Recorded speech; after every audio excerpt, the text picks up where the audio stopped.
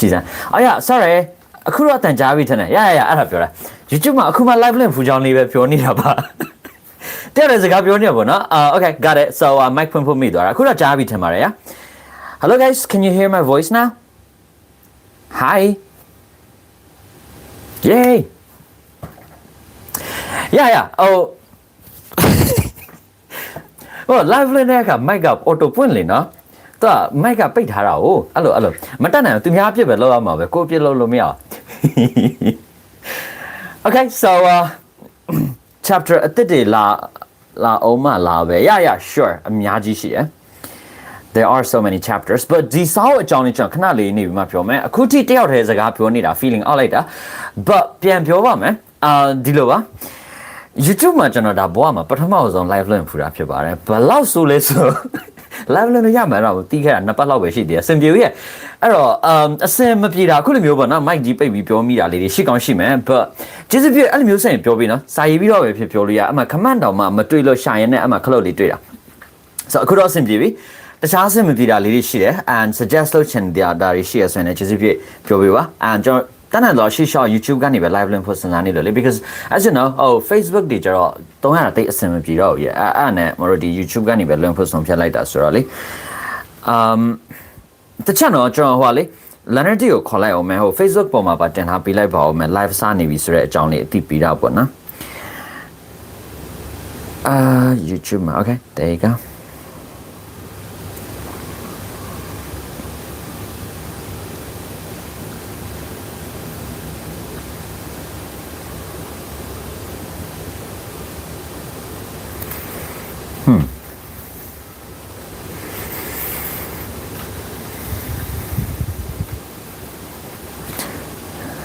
yeah, I am in Thailand. That's why,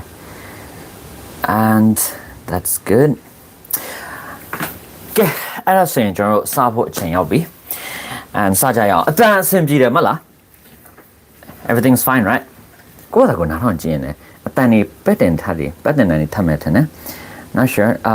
နာမည်ခေါ်ပြီးပါတယ်မခေါ် sorry just joking let's just go on ကို live ကိုပြန်ကြည့်လို့မရတဲ့ပြဿနာရှိတယ် so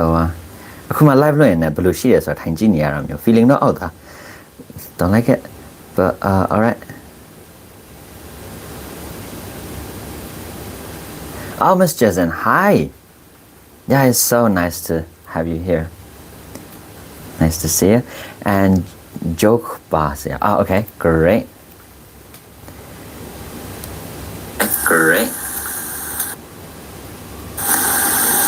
okay so ဒါဆိုရင်စမယ် so ဒီနေ့လုံးမဲ့အစီအစဉ်လေးကိုပြောရမယ်ဆိုရင်ကျွန်တော်ရဲ့ဒီ live ဟာ upper limit အနေနဲ့2 hours အမြင့်ဆုံးအကြာဆုံးကျွန်တော်2နာရီထိတော့2နာရီကြာသွားမယ်ပေါ့နော်ကြာနိုင်တယ်ပေါ့လေအဲ့တော့ဒီ live မှာကျွန်တော်လုံးမဲ့အရာလေးတွေက number 1ကတော့ as you know ဒီစာအုပ်ကိုကျွန်တော်တို့ရှင်းပြပေးမှာဖြစ်ပါတယ် and ဒုတိယအဆင့်အနေနဲ့ကဒီ reading နဲ့ပတ်သက်တဲ့လမ်းညွှန်ချက်လေးတွေကိုပြီးမယ် and တတိယပိုင်းအနေနဲ့က Leonard တို့မေးတာလေးတွေကိုကျွန်တော်တို့ဖြည့်ပြီးသွားမယ်ပေါ့နော် so မေးတဲ့ဆိုတဲ့အခါမှာအထူးသဖြင့်ဒီ reading နဲ့ပတ်သက်တာလေးတွေမေးလို့ရတယ်အဲ့ဒါမှမကတခြား Leonard တို့သိချင်တဲ့အကြောင်းအရာ English ရရှင်နဲ့ပတ်သက်ပြီးသိချင်တဲ့အကြောင်းအရာလေးတွေရှိရဆိုရင်ဒီကနေဆက်ပြီးတော့မှမေးလို့ရ comment ထဲမှာမေးလို့ရပါတယ်ဒါဆိုရင်ကျွန်တော်တို့ comment ထဲကနေဒီမေးခွန်းလေးတွေကိုကြည့်ပြီးတော့ဒီမှာပြန်ပြီးတော့ပြောပြသွားမယ်ပေါ့နော် so ပထမဆုံးကျွန်တော် reading part ကိုစပြီးတော့ဝင်ရအောင် so reading ဝင်မယ်ဆိုတော့ဒီစာကိုရှင်းပြတာမျိုးမဟုတ်သေးပဲနဲ့လောလောဆယ်ကျွန်တော် reading နဲ့ပတ်သက်တဲ့စကားလေးအနည်းငယ်ပြောချင်ပါသေးတယ် so ပြောမယ်ဆို intro ဆန်ဆန်ပေါ့နော် intro ပုံစံစကားလေးနည်းနည်းလေးပြောချင်တာပါreason ကဒီလိုပါကျွန်တော်တို့ဒီမကြာခဏစာဖတ်ခြင်းနဲ့ပတ်သက်လာရင်ဒီပြောနေကြကြားနေကြစကားတစ်ခုကစာတော့ဖတ်ခြင်းတယ်ဒါပေမဲ့မဖတ်ရဘူးမဖတ်တော့ဘာလို့လဲဆိုတော့မဖတ်နိုင်ဘူးလို့ကွာသိတယ်ထင်တာတော့မဟုတ်သိတာအဲ့လိုလေဆိုတဲ့အခါကျတော့ reading အရေးကြီးမှန်းသိတယ်ဒါပေမဲ့ reading မလုပ်ဖြစ်နေဘူးဆိုတော့ မကြာခဏဆိုသလို level ခွဲထားတာလေးတွေကိုပဲမတော်ဒီဖတ်ဖို့ကြိုးစားကြတာရှိတယ် because level မခွဲဘူးဆိုရင်ကိုကဖတ်နိုင်မှာမဟုတ်ဒါကြောင့် level ခွဲတာလေးတွေပေါ့နော်ဆိုတော့ level ခွဲထားတဲ့ဟာလေးတွေဖတ်မယ်ဆိုရင်တော့ကိုအတွက်အဆင်ပြေမယ်ပေါ့but ခါတာအဲ့လိုမျိုး level ခွဲတဲ့စာလေးတွေနဲ့ဖတ်မယ်ဆိုရင် learner တို့ရဲ့ reading ကတိုးတက်မှုတော့ရှိစီမယ်တိုးတက်မှုတော့ရှိပါလိမ့်မယ်ဒါပေမဲ့ကြာလုံးနဲ့အဲ့လည်းအဆင်မပြေဘူးအဲ့လိုလေဆိုတော့အရန်ကြီးစာဖတ်ဖို့အရေးကိုအရင်ကြာသွားပြီဆိုရင်ဒါတိတ်မမိုက်ဘူးပေါ့နော်and အဲ့တော့ကျွန်တော်မကြိုက်တာအဲ့တခုလည်းပါတယ်ဘာလို့ဆိုတော့ဖြစ်နိုင်ရင်တဲ့တို့သွားချင်တာမျိုးသိမလား and learner တို့ရဲ့ဒီ English လေ့လာတဲ့ reason က first reason လို့ပြောရမယ်အဲ့ဒါက English စာအုပ်တွေဖတ်နိုင်ဖို့အတွက်ဖြစ်မယ်ဒါဆိုရင်ကိုက English စာအုပ်တွေဖတ်ချင်တာများဘာလို့ရွှေ့ဆိုင်နေမှာတော့တခါတည်းဝင်မယ် and ဒီနေရာမှာတခုကကျွန်တော်ရဲ့လက်ဆွဲစကားကဘာလဲဆိုတော့by the way အခုဒီမှာလေ live လွှင့်လို့ရပြီဆိုတော့သိပြီဆိုတော့ကျွန်တော်ရှေ့လျှောက် live တွေအများကြီးလွှင့်တော့မှာတလား because ဂျားထဲမှာဝင်းတော့ကျွန်တော် Facebook မှာ live တွေပါတယ်လွှင့်လိုက်သေးတယ်လွှင့်ခဲ့သေးတယ်အဆင်ပြေတာဒါပေမဲ့နောက်ပိုင်းကျတော့ Facebook က live လွှင့်လို့အဆင်မပြေတော့ကျွန်တော်မလွှင့်ဖြစ်တော့ဘူးပေါ့နော်အဲ့နဲ့ပြောချင်တဲ့စကားတွေများတော်အုံနှွေးနှွေးနဲ့အများကြီးပဲစိတ်ထဲမှာလေဥထားတာအဲ့ဒါတွေကိုတော့လောလောဆယ်တော့ကျွန်တော်ဗီဒီယိုအဖြစ်ပဲတော့ short တော့တင်နေရတော့ရှိရ but yeah live မှာတွေ့ရချင်တယ်တိတ်ကောင်းတယ်ကျွန်တော်နောက်ပိုင်းလဲ live တော့အများကြီးလွှင့်ပါအောင်မယ် but လောလောဆယ်တော့ဒီ reading ကိုပဲတစ်ချက် focus ထားပြီးပြောမယ်ဆိုရင်ဆောင်းလို့စာဖတ်ချင်တယ်ဒါပေမဲ့မဖတ်နိုင်ဘူးလို့ထင်တယ်အဲ့တော့လွယ်ကူရလေးတွေပဲရှာပြီးဖတ်လိုက်တယ် but အဲ့ဒီစနစ်ကိုကျွန်တော်မကြိုက်တာဘာလို့လဲဆိုတော့ကျွန်တော်ရဲ့ဆောင်ဖို့ဆိုတဲ့စကားပြောခဲ့တာတခုကဘာလဲဆိုတော့ learner တို့ဟာတကယ်တမ်း English အားနေတာမဟုတ် learner တို့ရဲ့ပြဿနာဟာ English မရတဲ့ပြဿနာမဟုတ် learner တို့ရဲ့အဓိကပြဿနာဟာကိုမရသေးဘူးလို့ခံယူထားတာအဲ့ဒါက main problem and ဒုတိယ problem ကကျတော့ကိုသိထားတာတွေတကွဲတပြားဖြစ်နေတာ and တတိယ problem ကအလိကျင့်မရှိတာ learner အများစုရဲ့ပြဿနာအဲ့ဒါဟုတ်တယ်ပြန်ပြောမယ်နော်ကိုမရသေးဘူးလို့ခံယူထားတာ number 1ဒုတိယတစ်ခုကကျတော့သိထားတာတွေတကွဲတပြားဖြစ်နေတာ number 3အလိကျင့်မရှိတာ language အားနေတာမဟုတ်မှန်တိုင်းပြောမယ်ဆိုရင် learner တို့အခုလိုမျိုးတော့ personal development စာအုပ်တွေဖတ်မယ်ဆိုရင်ကို learner တို့ဖတ်နိုင်တဲ့စာအုပ်တွေမှာအများကြီးရှိတယ် like I'm not saying you can read every single book out there and I'm not even slightly implying you know because အဲ့အကြောင်းအဲ့လိုမျိုးပြောနေရတော့မဟုတ်ရှင်းရှင်းလေးက learner ကစာအုပ်အများစုကိုဖတ်နိုင်တဲ့စွမ်းရည်ရှိပြီးသားဟုတ်တယ်ဒါပေမဲ့ပြဿနာကိုမဖတ်နိုင်ဘူးလို့ခံယူထားတဲ့အခါကျတော့စမ်းပြီးတော့မဖတ်ကြည့်တော့ဒါပထမပြဿနာဒုတိယပြဿနာအလေးကျင့်မရှိတဲ့ဟာအဲ့တော့တကယ်တမ်းက learner တို့ဒီလို English စာအုပ်လိုက်ဖတ်မယ်ဆိုပါစို့ဒါဆိုရင်ကြုံတွေ့ရတဲ့အခက်အခဲဟာ like ဒီတိုင်းမှာစာအုပ်တွေဖတ်တဲ့အလေးကျင့်မရှိဘူးဆိုရင်တော့သိတဲ့အတိုင်းပဲ so အဲ့ဒါ language အခက်အခဲမဟုတ်စာဖတ်တဲ့အလေးကျင့်မရှိတဲ့အခက်အခဲဟုတ်တယ်နောက်ဆုံးမြန်မာလိုရေးတဲ့စာတွေတော့ဖတ်ဖြစ်နေတယ်ဒါပေမဲ့ English လိုရေးတဲ့record လေးပြန်တင်ပြီးပါဒါ record ပြန်တင်ပြီးမှနော်ဒါ live ဖြစ်တဲ့အတွက်ရက်လိုက်တာနဲ့ record တစ်ခါတည်းရှိတော့မှာပါ but ဆက်သွားကြည့်မှာနော်ဆိုတော့စာအုပ်ဖတ်မယ်ဒါပေမဲ့ကို့မှာအလေးကျင့်မရှိနေတာကွာအဲ့တော့အလေးကျင့်မရှိတော့ခတ်မှာပဲသိရမလားဒါပေမဲ့ကိုကအဲ့ဒါကိုပဲစာအုပ်ဖတ်လိုက်တော့အခက်ခဲကြုံတွေ့တဲ့အခါဘယ်လိုထင်လိုက်လဲဆိုတော့ငါ English အားနဲ့လို့မဖတ်နိုင်ဘူးလို့ထင်လိုက်တယ်အဲ့နဲ့မဖတ်ဖြစ်တော့ဆိုတော့အဲ့လိုမျိုးပုံစံအခက်ခဲတွေကဒါ learner တို့အဓိကကြုံတွေ့ရတဲ့အခက်ခဲဖြစ်တယ် and ဒီအခက်ခဲကိုဖြေရှင်းပေးဖို့ကျွန်တော်စဉ်းစားကြည့်ရတာပေါ့လေဆိုတော့ဟိုနီးနဲ့ဆန်ဒီနီးနဲ့ဆန်တော့အဲ့တော့နောက်ဆုံးတော့ဒီ self improvement ဆိုစာအုပ်ကြီးကိုတင်ပြီးတော့ဖတ်ခိုင်းတဲ့အစီအစဉ်လေးတော့ဖြစ်လာတယ် and ဘာဖြစ်ဒါ chapter 1ကိုကျွန်တော်ဒီနေ့အောင်မြင်စွာအကောင့်တွေပေါ်နိုင်လိုက်တဲ့အတွက်လည်းအရန်ဝမ်းသာပါတယ် and ခုလိုမျိုး live ကိုကြည့်နေတဲ့ learner တွေအတွက်လည်း learner တွေကိုလည်းအများကြီးကျေးဇူးတင်ပါတယ်ခု live မှာရှိတဲ့အတွက်လေအဲ့တော့ဒီစာအုပ်ကိုတော့ကျွန်တော်ပြီးအောင်ဆက်ပြီးတော့သွားပါမယ် and ပြီးတော့ဒီ season ကိုကျွန်တော်ဖြစ်နိုင်ရရှိထိန်သွားချင်တာပါ so နောက်နေ့ဒီစာအုပ်ပြီးတော့လည်းနောက်စာအုပ်တော့ကိုကျွန်တော်ရှာထားပြီးမယ် learner တို့ဖတ်လို့ရတယ်ဆိုတဲ့စာအုပ်တွေပြီးရင်အဲ့စာအုပ်လေးတွေကိုခုလိုမျိုးဖတ်ပါမယ်အဲ့တော့အဓိကနိုင်တဲ့လောက်ဖတ်ဖို့ပဲ like ခတ်တယ်ငါမရတော့ဘူးထင်တယ်ဆိုတာတွေခဏဘေးဖယ်ထားလိုက်ဆိုတော့ငါ English မရဘူးဆိုရယ်ယုံကြည်ချက်ကိုဖျောက်ထားလိုက်ဟုတ်ပြီနော်လောလောဆယ်ဖတ်စရာရှိရဖတ်မှာဘာနဲ့တူလဲဆိုတော့ like ဆရာဖတ်ခိုင်းလို့ဖတ်လိုက်တာကွာရှင်းရှင်းလေးပဲဘာလို့လဲမသိဘူးဆရာဖတ်ခိုင်းနဲ့ဖတ်လိုက်တယ် done အဲ့ဒီအယူဆခဏတဖြုတ်အလုပ်ဖြစ်တယ်တလားဒါဆိုရင်ကို English ရတာတွေမရတာတွေအတွေးဘာမှမရှိတော့ so ဖတ်စရာရှိဖတ်သွားရောဒါတိတ်ကောင်းတဲ့အရာဟုတ်တယ် and ပြီးတော့အခုလိုမျိုး live မှာကျွန်တော်ပြန်ပြီးတော့မှရှင်းပြပေးမယ်အဲ့လိုရှင်းပြလိုက်တဲ့အခါ learner တို့ရဲ့ဒီ learner တို့ရဲ့နားလည်မှုမှန်တာမာတာ စားရလေးတွေကိုစမ်းစစ်သွားလို့ရတယ်ဟုတ်ပြီနော် and တခုကဒီမှာlevel ဘယ်လောက်ဆိုရင်ဖတ်လို့အဆင်ပြေလဲကို level ကိုမသိဘူးဆိုတဲ့ comment လေးတွေကျွန်တော်တွေ့နေလို့ကွတိစကားစုံကြုံတာနဲ့ဆက်ပြီးပြောပြရမယ်ဆိုရင်အဲ့ဒီကိစ္စဂယုမဆိုင်နဲ့လေတိုက် level ကိစ္စဘာလို့ဂယုဆိုင်နေမှာနောက်ဆုံးရှင်းရှင်းပြောမယ်ဆိုရင်ဘယ် level ရောက်မှဖတ်လို့ရမယ်ဆိုတာတီးတော့ကိုတို့ကဘာအကျိုးရှိမှာလဲအကျိုးမရှိအဲ့ဆိုသူတို့ပြောတဲ့ level like ထားပါတော့ intermediate level ထားပါတော့ဒီစာအုပ်ဖတ်ဖို့ဆိုရင် intermediate level ရှိမှရမယ်လို့ပြောလိုက်ပြီကဲဒါဆိုရင်တကယ်တမ်း language test တွေ level test တွေဖြေလိုက်လို့ intermediate ရတဲ့ learner ဟာဒီစာအုပ်ကိုတကယ်ကိုဖတ်နိုင်မှာလားဒါဆိုရင် language test တော်လို့တဲ့အခါ intermediate level မရှိဘူးဆိုရင်ရောဒီစာအုပ်ကိုဖတ်နိုင်မှာမဟုတ်ဘူးလားမဟုတ်ဒါစာဖတ်သူတယောက်ချင်းပုံပဲမှုတည်တယ်အဲ့တော့ကိုယ့်ဘာသာကိုဖတ်ကိုနိုင်ရင်ကိုဖတ်လို့ရတယ်ကိုမနိုင်ရင်ကိုဖတ်လို့မရအောင်ရှင်းရှင်းလေးဟာနော်ဒါပေမဲ့အပေါ်ရန်လောက်ပဲဖတ်ကြည့်တာငါမနိုင်ဘူးဆိုရင်ထားခဲ့တာမျိုးမဟုတ်တေချာလေးတော့ဖတ်ကြည့်မယ် like မလုံမနေရဆိုတဲ့ပုံစံမျိုးကကိုယ့်ကိုအတင်းကျပ် force လုပ်ပြီးတော့မှဖတ်ကြည့်မယ်တင်မလားအဲ့လိုမျိုးဖတ်လို့မှနားလဲတယ်ဆိုရင်ရပြီလေဒါကိုယ့်ရဲ့ level ကိုဖတ်လို့ရ level ပဲဟာနော်ကိုဖတ်လို့မနိုင်ဘူးဆိုရင်လည်းဒါကိုယ့်ရဲ့ level မဟုတ်သေးဘူးဒါဆိုရင်ထားဖို့နိုင်တဲ့စာကိုပြန်ရှာပြီးဖတ်ဖို့ဟာနော်အဲ့တော့ဒီစကားမှာတကယ်လူရင်ကလည်းအဲ့ဒါပဲတနာဘာလဲဆိုတော့ level ကိုဂယုမဆိုင်နဲ့ because level ဆိုတာ like ရှင်းရှင်းပြောမယ်ဆိုရင်ဘယ်နေရာမှာမှတိတိကျကျပြောလို့မရတဲ့အရာဟုတ်တယ်အမှန်တည်းပြောမယ်ဆိုရင် level ဆိုတာတိကျစွာခွဲလို့ရတဲ့အရာထဲမှာတော့မပါဘူးရဲ့အဲ့လိုလေဆိုတော့ဒီစကားကိုကျွန်တော်နည်းနည်းအနည်းချုပ်လိုက်ပြီးတော့ reading part ကိုသွားချင်တယ်ဘာလဲဆိုတော့level ကိစ္စကြီးမဆိုင်နဲ့ကိုတတ်နိုင်တာမတတ်နိုင်တာကို English တတ်တာမတတ်တာကိုနိုင်တယ်မနိုင်ဘူးထက်တာဘာမှခဏကြီးမဆိုင်ပါနဲ့ဖတ်စရာရှိဖတ်မယ်ကိုမရမက force လုပ်ပြီးဖတ်ကြည့်ဒီစာအုပ်ကိုတခုရှိတာကတော့စာအုပ်လိုက်ဖြစ်တဲ့အတွက်တချို့ learner တွေ like မဖတ်နိုင်တဲ့ learner တချို့ရှိကောင်းရှိမှာ yeah absolutely အဲ့ဆိုရင်လေကိုနိုင်ရစာအုပ်လေးတွေခဏနိုင်ရစာလေးတွေအရင်ဖတ်နေလိုက်ဒါပေမဲ့ဒီလိုစာအုပ်တွေကိုအမြန်ဆုံးနိုင်အောင်ဖတ်ပြီဒါတွေဖတ်နိုင်ပြီဆိုရင် like ဘာဖြစ်ကွာ English စာအုပ်တော့ကိုအစအဆုံးဖတ်လိုက်နိုင်ပြီဆိုတော့ဂုဏ်ယူမှုကလေဘာနဲ့မှလဲလို့မရအရန်ဂုဏ်ယူဖို့ကောင်းတာပဲဟာနော်ကျွန်တော်အဲ့ဒီ sense အဲ့ဒီ pride လေးကိုပြီးချင်တာလဲပါတယ်ဒါဆိုရင် learner တို့ရှေ့လျှောက်ကိုယ့်ဘာသာကိုဖတ်သွားလို့ရတယ်ကျွန်တော်ကိုညီတော်မလို့တော့ဆိုတော့ဒါကြောင့်ကျွန်တော်ဒီလိုစာအုပ်တွေနဲ့ဖတ်ခိုင်းခြင်းဖြစ်ပါတယ်That's good. So ပြီးအောင်ဖတ်သွားပြီ။ကျန်တဲ့ learner တို့ရေးထားတဲ့ comment လေးတွေတော့ကျွန်တော်ကြည့်နေပါတယ်။ and ပြီးကြရင်ကျွန်တော်ဒီစာအုပ်ကိုရှင်းလင်းချက်တွေပေးရင်ခဏကြားထဲမှာ break ပုံစံလေးယူရင် learner တို့ရဲ့ comment တွေကိုဖြည့်ရင်အဲ့လိုမျိုးပုံစံလေးနဲ့သွားမယ်နော်။ So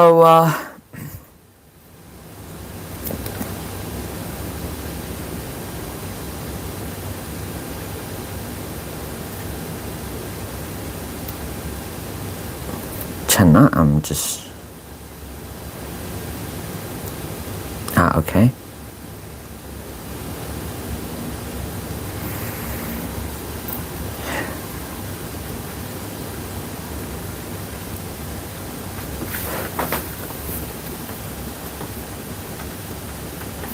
Great. So ဒါဆိုရင်စရအောင်အခုဒီ John C Maxwell ရဲ့ Self Improvement 101ဒီစာအုပ်ကလေ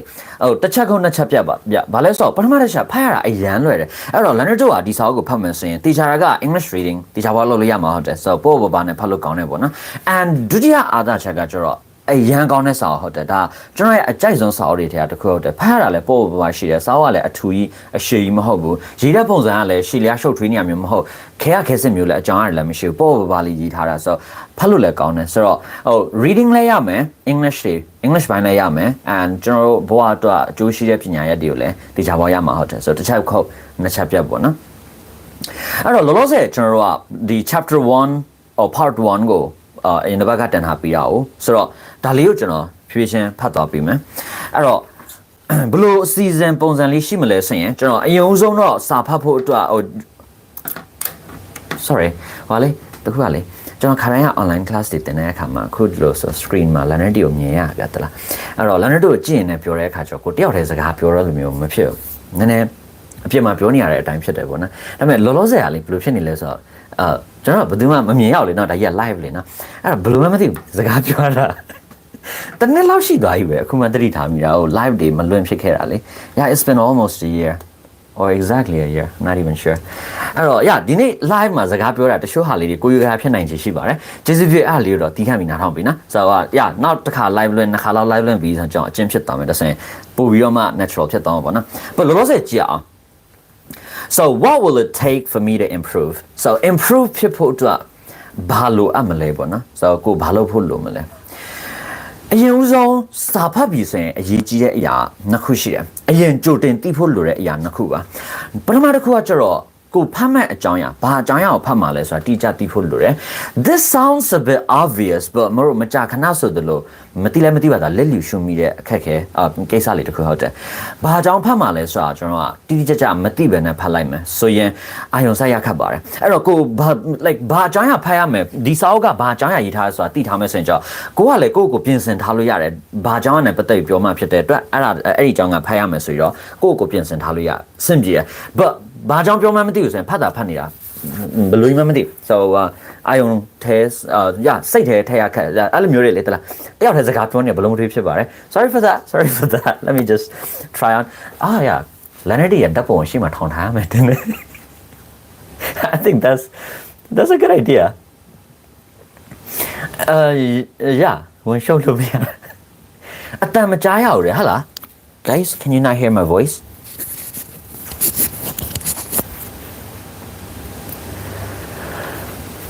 Okay so အကြောင်းအရာအရင်တီးဖို့လုပ်ပြီးတိတိကျကျသိနိုင်ဖို့ကြိုးစားပြီးပါအဲ့တော့များသောအားဖြင့်စာအုပ်ဖတ်ပြီးဆိုရင်ကျွန်တော်လုပ်လို့ရှိတဲ့လောက်ကောင်းတဲ့အရာပါလဲဆိုတော့ဒီစာအုပ်ကိုမဖတ်ခင်မှာဒီစာအုပ်ရဲ့ maybe summary ကိုဖတ်လိုက်တာ maybe book review ကိုဖတ်လိုက်တာအဲ့လိုမျိုးလေးလုပ်မယ်ဆိုရင်ဒီစာအုပ်နဲ့ပတ်သက်တဲ့အကြောင်းအရာအနည်းချုပ်ကိုသိရပြီဒါဆိုရင်ဟုတ်ဘာအကြောင်းအရာဖတ်ရမယ်ဆိုတာကိုသိပြီဖြစ်တဲ့အတွက်အဲ့ဒီအကြောင်းအရာတွေဖတ်ဖို့ကိုပြင်ဆင်ထားလို့ရတယ်အဲ့ဒါရဲ့အာသာချက်က reading နဲ့အားနည်းနေရလမ်းတွေအတွက်ဆိုရင်တကယ်တမ်းကဟိုအကြောင်းအရာကိုမရင်းနေတဲ့အခါကိုဖတ်တဲ့စာကိုနားမလဲတာဒါပေမဲ့အဲ့လိုမျိုးမဖြစ်တော့ဆိုတော့တချို့ဆိုရင် language ဘိုင်းတိတ်နားမလဲဘူးဆိုရင်တော့မှကို overall အကြောင်းအရာသိထားတဲ့အတွက်ဒီစာကဘာကိုပြောချင်လဲဆိုတော့ကိုနားလဲနေရမျိုး so ဒါအရင်ရေးကြည့် number 1 step ကကိုဖတ်မဲ့စာကိုအတိအကျသိအောင်လုပ်ပေးmaybe summary တွေပါရှာဖတ်တာမျိုး and ဒုတိယအဆင့်ကကျတော့စာဖတ်ပြီးဆိုရင်လည်းတို့လုံနေကြအမှားတစ်ခုရှိရ page 1ကနေတခါတည်းအဆုံးထိထိုင်ဖတ်တော့တာဝတ္ထုကလွယ်၍ကျန်တဲ့စာတွေကအဆင်မပြေဘူးရဲ့ because စာမျက်နှာတက်ကနေဖတ်ရမယ်လို့လည်းဘယ်သူမှမပြောထားဘူးဟာနော် so အဲ့လိုလုပ်မဲ့အစား overview ရင်သိအောင်လုပ်ပါ like ပြောချင်တာဒီ chapter ကိုဆိုရင်ကွာကျွန်တော်ထိတ်ဆုံးစာကြောင်းကနေတခါတည်းထိုင်ဖတ်တာမျိုးမလုပ်ဘဲနဲ့ခဏ chapter တစ်ခုလုံးကို view အနေနဲ့ကြည့်ကြည့်ရအောင်ဒါဆိုရင်ဒီစာကိုပို့လို့တော့မှယဉ်နေတော့မယ်စာရဲ့အသွားကိုလည်းကွာသိတော့မယ်ဒါဆိုရင်ကိုယ့်ကိုထပ်ပြီးပြင်ဆင်ထားလို့ရတယ် so တခြား chapter တစ်ခုလုံးအစအဆုံးကြည့်မယ်ဆိုရင်ဒါနောက်ပိုင်း chapter တွေဖတ်တဲ့အခါလည်းဒီ step လေးလုပ်ပြီနော် what will it take for me to improve ဒါ part 1ရဲ့ခေါင်းစဉ်ပေါ့နော်အဲ့နဲ့ပတ်သက်တဲ့ခေါင်းစဉ်တချို့ရှိintro စာပိုက်လေးနည်းနည်းလေးရှိတယ် like growth must be intentional nobody improves by accident ဘယ်သူမှကြက်ကန်တိုးပြီးတော့မှတိုးတက်သွားတယ်ဆိုတာမရှိဘူးပေါ့နော်ရည်ရွယ်ချက်ရှိတိုးတက်ရတယ် all right growth is a choice growth ဆိုတာရွေးချယ်မှုဖြစ်ပါတယ် okay စကြည့်အောင်မယ် principles for self improvement အတွက် principles တွေတိုးတက်ရေးအတွက်နိယာမတွေပေါ့နော်like take a look at the following 8 principles they'll help you develop into a person dedicated to personal growth so the principle 8ခုကိုကြည့်ကြည့်ပါso တနည်းအားဖြင့်သူက principle ဒီ self improvement အတွက် principle 8ခုပေးလိုက်မယ်ပေါ့နော် all right အဲ့တော့သူဘာမှပြောထားမရှိသေးဘူးလောလောဆယ် intro ဝင်တယ်ပြီးတော့တိုးတက်မှုဆိုတာရွေးချယ်မှုဟုတ်တယ်ဆိုတော့ချက်ကန်တိုးပြီးတော့တိုးတက်ရဆိုတာမရှိဘူးကိုယ်တိုင်တိုးတက်အောင်ကြိုးစားရတယ်ပေါ့ all right ပြီးတော့ principle ဒီအကြောင်းနည်းနည်းလေးပြောထားတယ်ပြီးရင် principle တစ်ခုချင်းစီခေါင်းစဉ်တက်ပြီးပြောပြီး choose a life of growth တိုးတက်မှုကိုရှာဖွေတဲ့ဘဝရွေးချယ်ပါအဲ့လိုပြောမှရမယ်ထင်တယ်yeah I'm not sure so တိတ်ပြဿနာမရှိဘူးအဲ့လိုဆိုရင်ကိုယ့်အကူဖြည့်ပြီးနားလဲလို့ရတယ် number 2 start growing today so ဒီနေ့ပဲတိုးတက်အောင်လုပ်ပါစလုပ်ပါ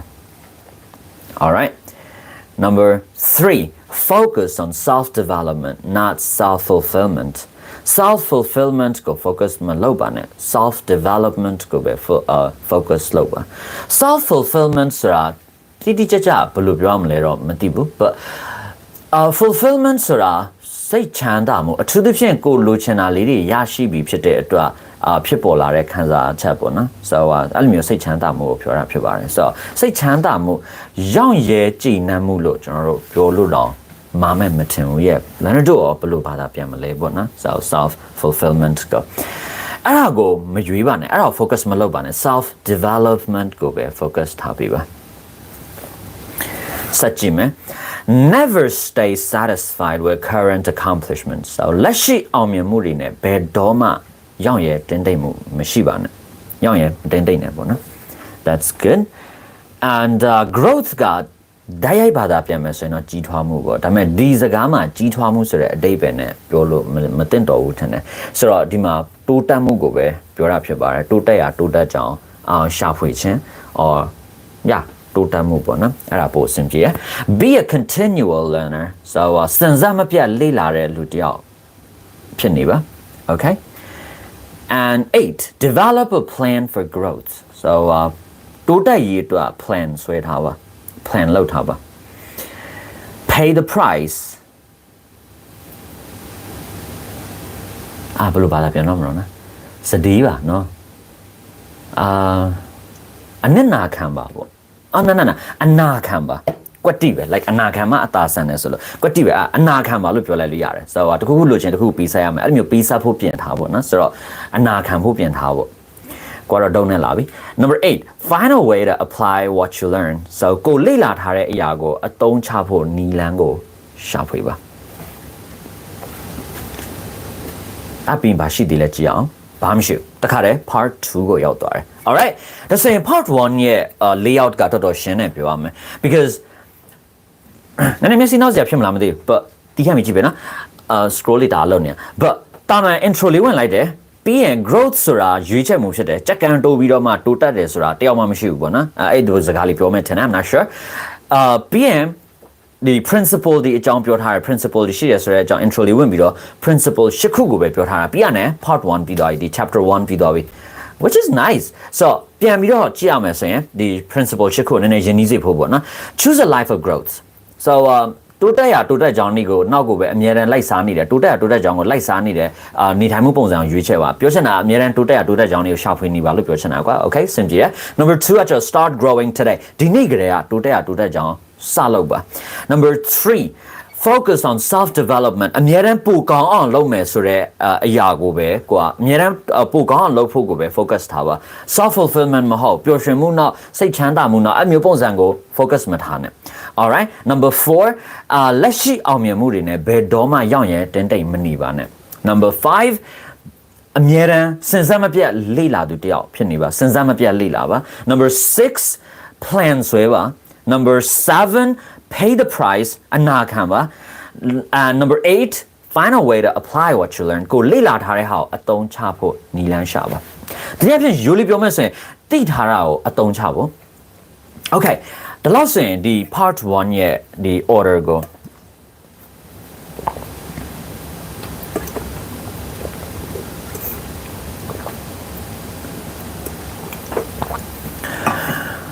pay the price ကိုကြတဲ့ငွေရှင်းမလို့ဒီမှာပြောလို့မတင်တော့ဘူးနော်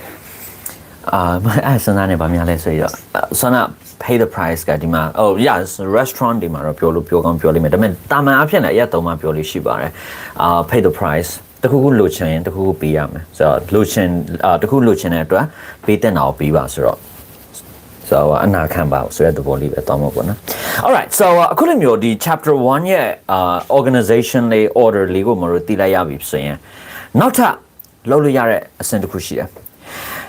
အစားကနေတော့ဖတ်စရာမလို like ဒီလောက်ဆိုရင်ဒီ chapter ရဲ့အနစ်ချုပ်ကိုကျွန်တော်ကောင်းကောင်းသိရပြီဒါဆိုရင်ကိုယ့်အတွက်စိတ်ဝင်စားတဲ့လို့ထင်တဲ့ဟာကိုပဲရွေးဖတ်လို့ရတယ် for example if you're interested in number 8 like find a way to apply what you learn 8 ကိုဖတ်ပြီးနည်းနည်းလေးအရှိတော့ pay the price so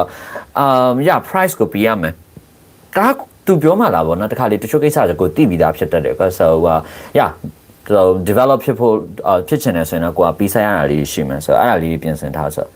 ဟုတ်ပြီဒါကိုတော့မလို့ထင်တယ်သိစရာရကြော်ခဲ့လိုက်လို့ရတယ် or develop a plan ဆိုတော့ဒီမှာ plan လေးကိုဖန်တီးထားပါဆိုတော့ကြည့် Monday Tuesday Wednesday Thursday Friday အဲ့လိုလောက်ထားalright so Saturday Sunday ကြမှာပေါ့ maybe menu ရှုံးပွဲနဲ့တွေ့တဲ့နေ့ကျရင်စာရေးတဲ့လူလည်းစိတ်လည်းကြတယ်ထင်တယ်အစဲခံအောင်ပါဒီနေ့လည်း live မှာ sorry anyway so schedule လေးဆွဲထားဒါလေးစိတ်ဝင်စားတယ် okay ဒါလေးဖတ်လိုက်မယ်ပြီးရင် be a continual learner so စဉ်ဆက်မပြတ်လေ့လာနေပါဒါကဟိုနာတိနာလည်းကြားဘူးတယ်ပြီးတော့ကိုယ်ကိုယ်တိုင်ကလည်းစဉ်ဆက်မပြတ်လေ့လာတတ်တဲ့ထဲမှာတော့ပါတယ်ဆိုရင်ဒါ တီးဖို့မလိုတော့ထင်တယ် so because စာရေးတဲ့လူကဘာများရေးမှလဲတစ်ချက်ကြည့်တာ trade ဥမာတွေပါလား so most of us learn a great deal every day in order to keep ahead of what we forget so trade မရှိဘူးဆိုပါဆိုကြော်ခဲလိုက်လို့ရတယ်ဒါမဖတ်ဘဲနဲ့တော့ထားခဲ့လိုက်လို့ရတယ် and never stay satisfied ဒီဥစ္စာလည်းမလို့ခဏခဏကြားနေတဲ့အရာမျိုးပဲ so ကိုယ့်ရဲ့လက်ရှိအောင်မြင်မှုတွေနဲ့ဘယ်တော့မှရောက်ရင်တင်းတိမ်မှုမရှိနဲ့ပေါ့နော် so sure စင်ကြည့်ရ so မဖတ်တော့ထားလိုက်မယ်ဒါပေမဲ့လောလောဆယ်လည်းတို့ဖတ်တဲ့အခါလုပ်မယ်ဆိုတော့ပြောနော်ကျွန်တော်တော့ရှင်းပြပေးမှာ because ဒါ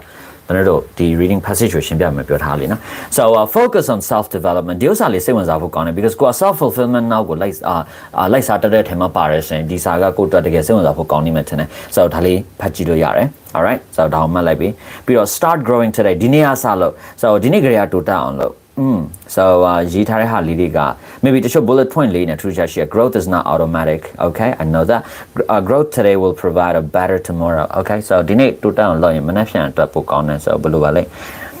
everything you do today builds on what you did yesterday and altogether those things determine what will happen tomorrow okay မနေ့ကဒီနေ့တိုးတက်အောင်ဒီနေ့လုပ်သမျှဟာမနေ့ကနောက်ဆက်တွဲဟုတ်တယ် so ဒီနေ့တိုးတက်အောင်လုပ်ရင်မနေ့ဖြန်ကောင်းမယ် so ဒီနေ့မနေ့ဖြန်ပေါင်းတော့တပတ်ခါပါပိုကောင်းပါမယ် so got it ဒါလေးစဉ်းစားဖို့ကောင်းတယ် growth is your responsibility yeah ဒါကတော့ဖတ်စရာမလိုဘူးထင်တယ်ဘယ်သူမှကိုယ် grow ဖြစ်အောင်လုပ်ပြမှာမဟုတ် so ကြော်ခဲ့လိုက်လိရ done ပြီးလိုက်အဲ့လိုမျိုးလုပ်မယ်ဆိုရင်ဒီလိုမျိုးဒီ active reading လေးပေါ့နော် so အဲ့ဒီနီလန်လေးနဲ့ဖတ်မယ်ဆိုရင်လည်းတို့ကစာအုပ်တစ်အုပ်လုံးသာဖတ်နေတယ်ဆိုပေမဲ့တကယ်တမ်းတစ်အုပ်လုံးဖတ်စရာမလိုတဲ့အပိုင်းလေးတွေရှိတတ်တယ် so အဲ့ဒါလေးတွေကိုဆိုရင်ကိုကကြော်ခဲလိုက်လို့ရတယ်ဒါဆိုရင်အများကြီးဖတ်နေစရာမလိုတော့ဘူးနည်းနည်းပါးပါးပဲဖတ်လို့ရတယ်ဒါပေမဲ့ဖတ်လိုက်သမျှကိုကွာ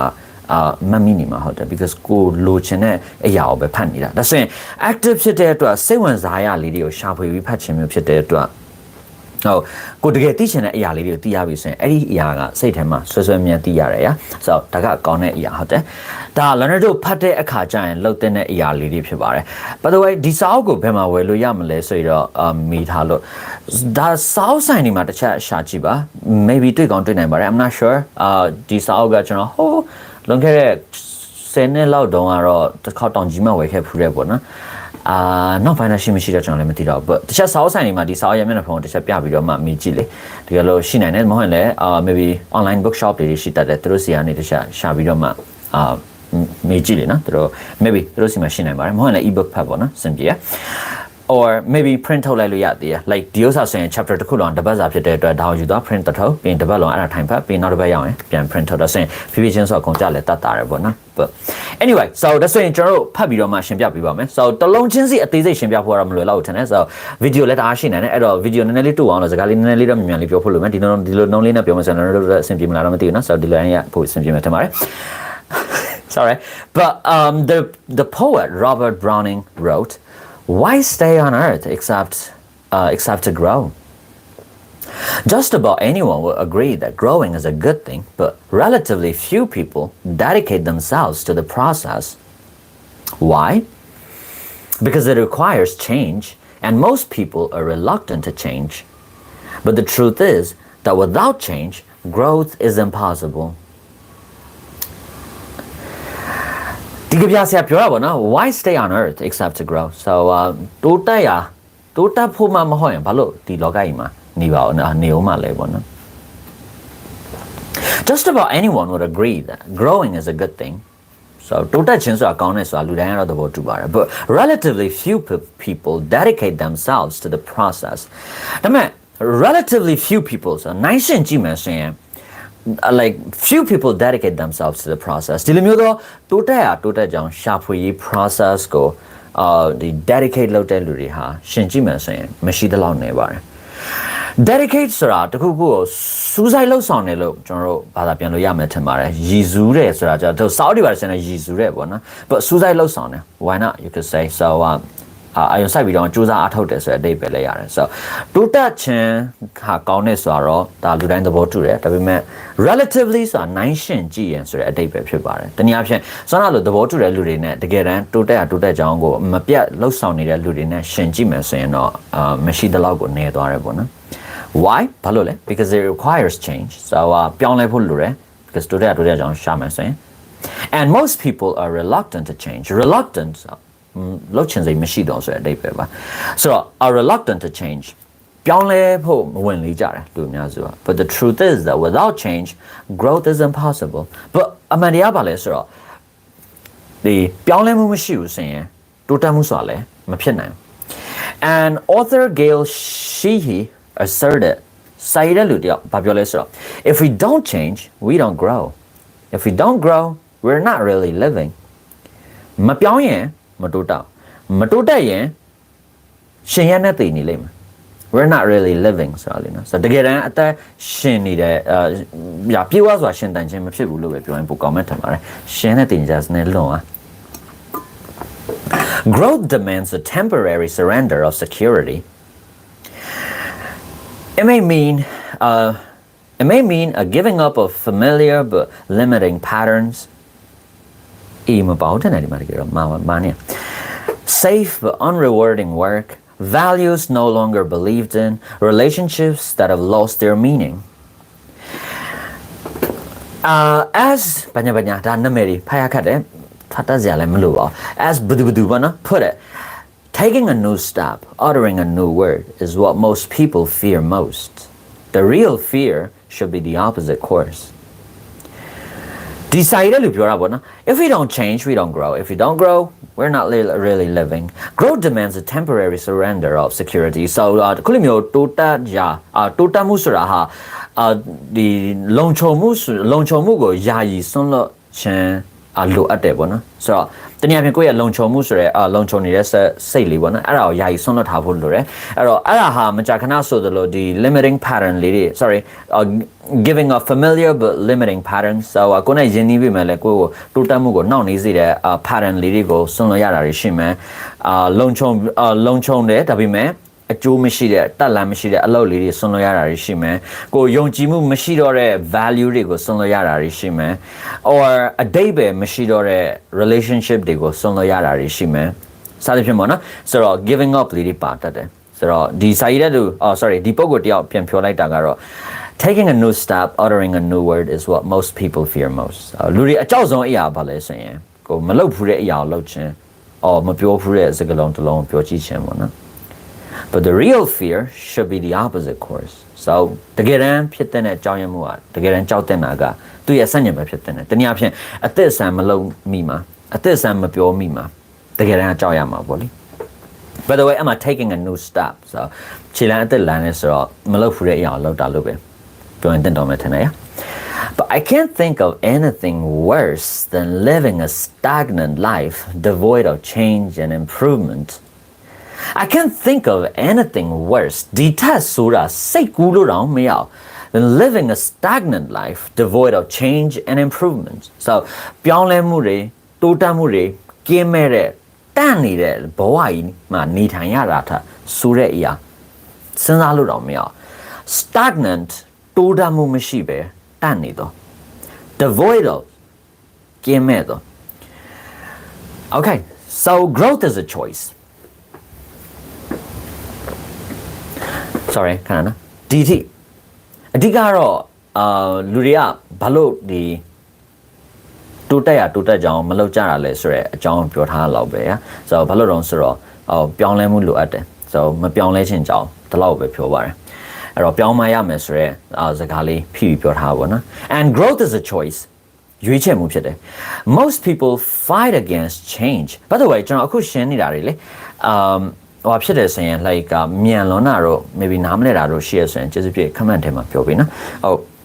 ပြန်ပြောမယ်ဆိုရင်ကျွန်တော်အခု live နဲ့ပြောနေရလေနော်လည်းတော့မမြင်ရအောင်အဲ့တော့နားလဲနေလားမလဲနေလားမသိဘူးရ so you have to let me know in the comment that'll be really nice အခုကြည့်ရောကျွန်တော်ဆွမ်းနာအပိုက်လေးရှင်းပြလိုက်တာနားလဲလားမသိဘူးနော် and စင်ပြရလေးရှိလား maybe မြန်လွန်တာပဲဖြစ်ဖြစ်ပေါ့လေအားလေးချက်ပြောထားပေးလိမ့်နော်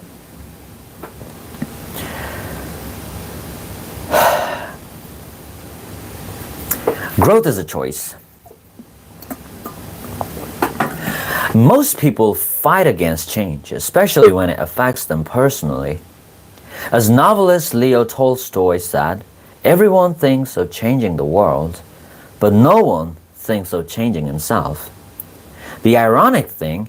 is that change is inevitable. Everybody has to deal with it. On the other hand, growth is optional.You can choose to grow or fight it. But know this, people unwilling to grow will never reach their potential. လူအများစုဟာပြောင်းလဲမှုကိုစန့်ကျင်ကြတယ် especially when it affects them personally သူတို့ဖြင့်ဒီပုံကိုယ်ရေးအရာဓာတ်ရိုက်ကြီးတိုက်ရောက်မှုရှိတယ်ဆိုရင်ပြောပါတယ် as novelist Leo Tolstoy said ဒီပုဂ္ဂိုလ်ပြောတဲ့ဒီပြောကြားချက်အရဆိုရင်လူတိုင်းဟာကဘာကြီးကိုပြောင်းလဲခြင်းတယ်ဒါပေမဲ့သူ့ကိုယ်သူတော့မပြောင်းလဲခြင်းကြောင်းသူ့ကိုယ်သူပြောင်းလဲဖို့ကြောင်းမစင်စားဘူးတလောကလုံးအပြစ်မြင်တယ်ကိုကပဲမမဟုတ်ပေါ့နော်ထားပါတော့ငါဖားမာတာပါသူကြတဲ့စန့်ကျင်ဘက်ပေါ့ The ironic thing is that change is inevitable ဒါပေမဲ့ကိုယ်ကားဖြစ်တာပါလဲဆိုတော့ပြောင်းလဲမှုကရှောင်လဲလို့မရမပြောင်းချင်ဘူးမပြောင်းချင်ဘူးလို့ပြောရင်းနဲ့တော့မှ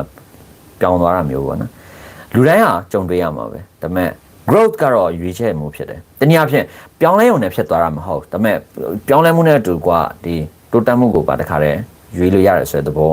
ပြောဖို့ကြိုးစားနေတူပါတယ်ဆိုတော့ဒီတိုးတက်မှုဆိုတာကတော့ optional ဖြစ်တယ်ဒါရွေးချယ်မှုတစ်ခုဖြစ်သွားမယ် you can choose to grow or fight it so ကိုကဒီတိုးတက်ဖို့အတွက်ရွေးချယ်လို့ရတယ် or အဲ့ဒါကိုစန့်ကျင်နေလို့ရတယ် but know this သိထားဖို့က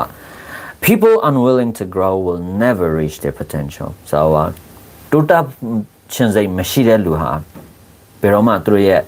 အစွမ်းစားကိုအပြည့်အဝရရှိမှာမဟုတ် by the way ဒီမှာ potential ဆိုတဲ့စကားလုံးကိုကျွန်တော်နည်းနည်းလေးရှင်းပြပေးချင်ပါတယ်သူကတာမန်အဖြစ်တော့အလားလာလို့ပြောကြမယ် so ဒီလိုပါအထူးသဖြင့်တော့လူတစ်ယောက်မရှိနေတဲ့အရေးချင်းပေါ့နော်အထူးသဖြင့်မထွက်လာသေးတဲ့အရေးချင်းအဲ့တော့မှထွက်လာနိုင်စွမ်းရှိတယ်ဆိုတော့အနာဂတ်မှာပေါ်လာနိုင်စွမ်းရှိတယ်ဆိုတဲ့အရေးချင်းတွေဆိုရင်မတို့potential လို့သုံးပါတယ် so အရေးချင်းလို့ပဲကျွန်တော်တို့လူရင်းတို့ရှင်ဘာသာပြန်လို့ရမယ်ထင်တယ်ညာOkay, so Sajime.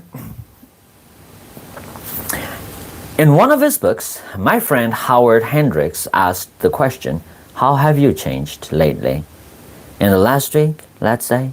or the last month, the last year? Can you be very specific? He knows how people tend to get into a rut when it comes to growth and change. Growth is a choice.A decision that can really make a difference in a person's life. The side lu yating che Howard Hendricks ka tu saw ma yi tha bo na so da li bo min blu pyaung lai khet de le di ma cha mi yat pain ni ya ayin tabat de ya let's say ayin la ayin nit de ya ပိုပြီးတိကျစွာပြောလို့ရမလားအဲ့မျိုးလေးပေါ့နော် so လူတွေကဒီပြောင်းလဲမှုတွေတိုးတက်မှုနဲ့ပတ်သက်လာရင်နည်းနည်းဝင်လေကြတယ် so growth ကရွေးချယ်မှုဖြစ်တယ် so ကိုယ့်ရဲ့ဘဝမှာSo, most people don't realize that unsuccessful and successful people do not differ substantially in their abilities.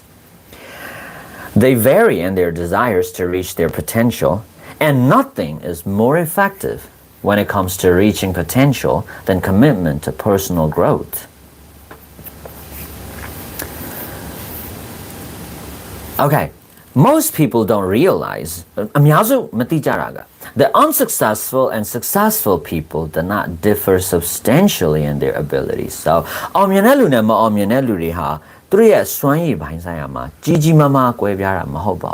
differ က different ဆို adjective တော့ origin နေရလေနော်ဆိုတော့ကွဲပြားသည် substantially ဆိုကြီးကြီးမားမားအနှစ်သာရအဖြစ်ဆိုအချင်းအဖြစ်လို့ပြောမယ်ထင်တယ်ညာဆိုကြိုက်တယ်လို့ဘာသာပြန်လို့ရတယ်နှမျိုးစလုံးနဲ့ထိထိမိပြောလို့ရတယ်ဗျာကျွန်တော်ကြိုက်တယ်အားလေဆိုသူတို့ရဲ့စွမ်းရည်ပိုင်းဆိုင်ရာမှာသူတို့ကြီးကြီးမားမားကွဲပြားတာမဟုတ်ဒါပေမဲ့တစ်ခုလေးပဲကွာတာဘာလဲဆိုတော့ in their desires to reach their potential သူတို့ရဲ့ potential ကိုရရှိဖို့အတွက်သူတို့ရဲ့စွမ်းရည်အပြည့်အဝရရှိဖို့ဆိုရရှိခြင်းနဲ့ဆန္ဒမှာပဲကွဲသွားတာဟုတ်တယ် and nothing is more effective when it comes to reaching potential than commitment to personal growth အဲ့တော့ခုလိုမျိုးကိုယ့်ရဲ့ဒီ potential ကိုရရှိဖို့အတွက်လည်းအကောင်းဆုံးအထီးရောက်ဆုံးနည်းလမ်းကတော့ personal growth ကို commit လုပ်တာပဲစူးစိုက်လုပ်ဆောင်နေဆိုတဲ့အဓိပ္ပာယ်ဖြစ်ပါတယ် commit ကတနည်းအားဖြင့်အစဉ်ဆက်မပြတ်တိုးတက်နေဖို့ကြိုးစားနေမှသာလျှင်ကိုယ့်ရဲ့ personal growth ကိုကိုယ့်ရဲ့ potential ကိုရရှိမှာပေါ့နော် Alright so growth is a choice ဆိုတာကိုပဲအလေးနက်ထားပြီးပြောနေတာဖြစ်ပါတယ်တခုလေကျွန်တော်ဟို video လေဒီစာအုပ်ကိုဒီတင်ပြီးတော့ video မှာပြောခဲ့တဲ့စကားလေးတခုကဒီလို self improvement book လေးတွေပေါ့နော် so ဒီစာအုပ်တွေမှာအနည်းခေါင်းစဉ်ခွဲလေးတွေပါတယ်ဆိုတာ အားသာချက်ကအဲ့ဒါပဲဘာလဲဆိုတော့စာဖတ်ကြည့်လိုက်နောက်ဆုံးတော့ဒီ side အနှစ်ချုပ်ဟာဒီခေါင်းစဉ်ပဲဖြစ်သွားတယ်ရဆိုတော့ဒီခေါင်းစဉ်တစ်ခုတည်းကိုဖတ်လို့တိတ်နားမလဲဆိုရင်စာလေးဖတ်လိုက်ဒါဆိုရင်ခေါင်းစဉ်ကိုပြပြဝနားလဲသွားတယ်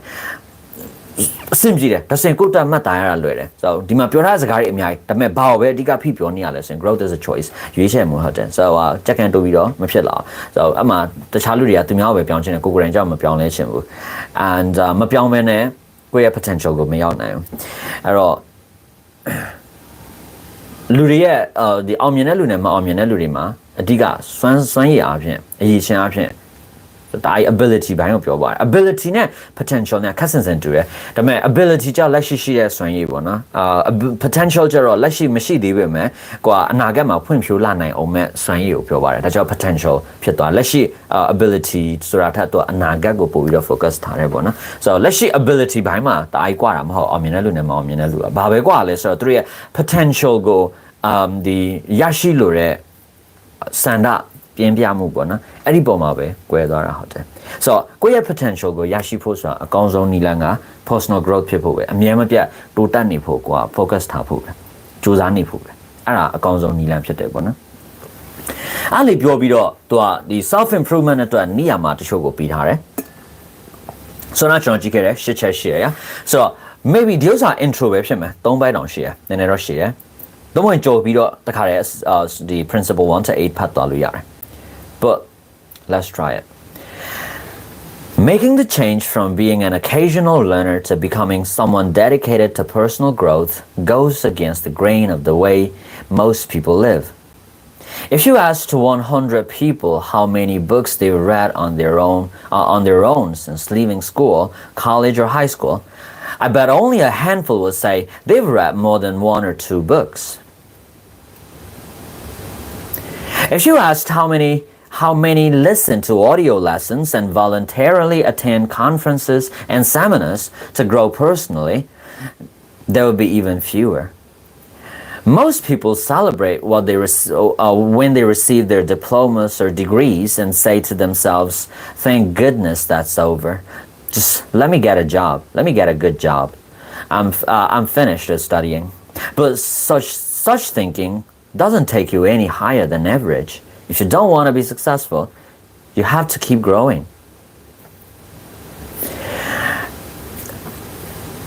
ဒီမှာထထထထဟိုဖြစ်တဲ့ဟာတွေမပေါ့ထိတ်ဆုံးတစ်ချောင်းအရေးကြီးတဲ့ဟာဖြစ်မယ်ကျန်တဲ့ဟာတွေကနည်းနည်းအဲ့ဒီစကားပေါ်လို့နေဖို့ဥမာပဲပေးထားတာ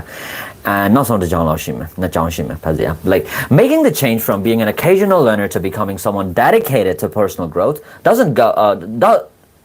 goes against the grain of the way most people live. Occasional learner ပေါ့နော်တခါတလေကြုံမလေ့လာတယ်ဆိုရှာပပပဲလေ့လာဖြစ်တယ်ဆိုရဲလူတယောက်ကနေဒီလို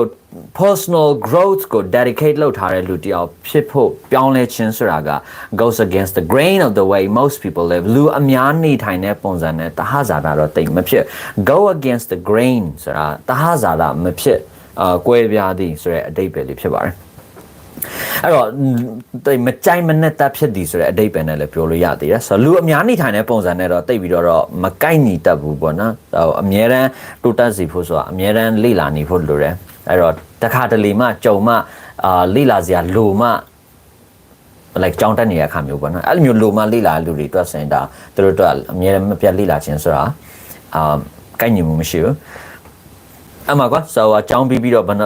လောက်ထိလေ့လာဖြစ်လဲဆိုတော့မေးကြည့်တချို့စာအုပ်တစ်အုပ်ဖတ်ကြည့်ဆိုရင်မရှိတော်တော်နည်းသွားမယ် audio lesson တွေပါနားထောင်ဖြစ်လာဆိုရင်ပို့လို့တော့နည်းသွားအောင်မယ် and ဘွဲတွေပါရပြီးတော့တော်သေးတာပေါ့ကွာငါအလုပ်လုပ်လို့ရပြီငါတော်ပြီကွာငါစာလို့ရတာလဲဘယ်လောက်လုပ်အောင်ဆိုပြီးတော့မှညီးတွားကြတာတွေရှိကောင်းရှိမယ် but such thinking doesn't take you any higher than average အဲ့လိုမျိုးအတွေးခေါ်ကိုတာမန်လူဒန်းစားတယောက်အစင်ထပ်ဖို့အမြင့်ကိုမရောက်စေတော့ if you want to be successful if you want to be successful, you have to keep growing. အောင်မြင်ခြင်းနဲ့ဆိုရင်တိုးတက်နေမှရမယ်အမလေး sorry တခြား comment ကို address လုပ်ပြီးပါစေပုံတင်ပြီးပါနော်လို့ပြောထားရှိတော့ကျွန်တော်ပုံမှန်မဟုတ်ဒါကြီးတော့ကျွန်တော် PDF file နဲ့ကိုတင်ထားပေးရလေ let me just share you the link again like ဒီက announce လုပ်တဲ့ video မှာလည်းတင်ထားပြီးတာတော့ရှိတာကျွန်တော် Telegram မှာဟိုနဲ့ကိုတင်ထားပေးပါတယ် PDF file နဲ့ကိုတင်ထားပေးပါတယ် so link ကို copy လုပ်ပြီးထည့်ပေးလိုက်မယ်နော်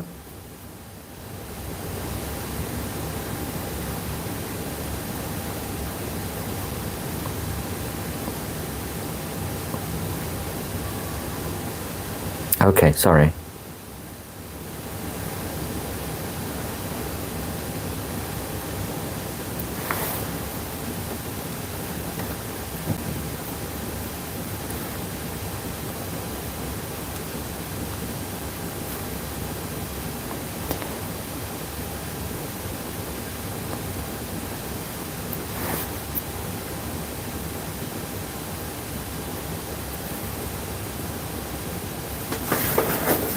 Okay, so let's go on.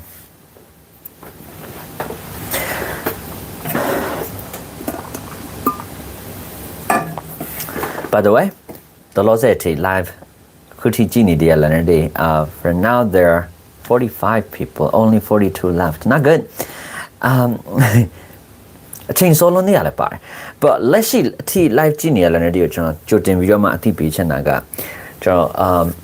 Listening to a website တွေပါညာကျွန်တော်တစ်ခါတော့တင်ပေးခဲ့တာလည်းတို့တွေ့မှထင်တယ် and ဝမ်းသာစရာဟုတ်တယ်အခု reading အတွက်ကျွန်တော်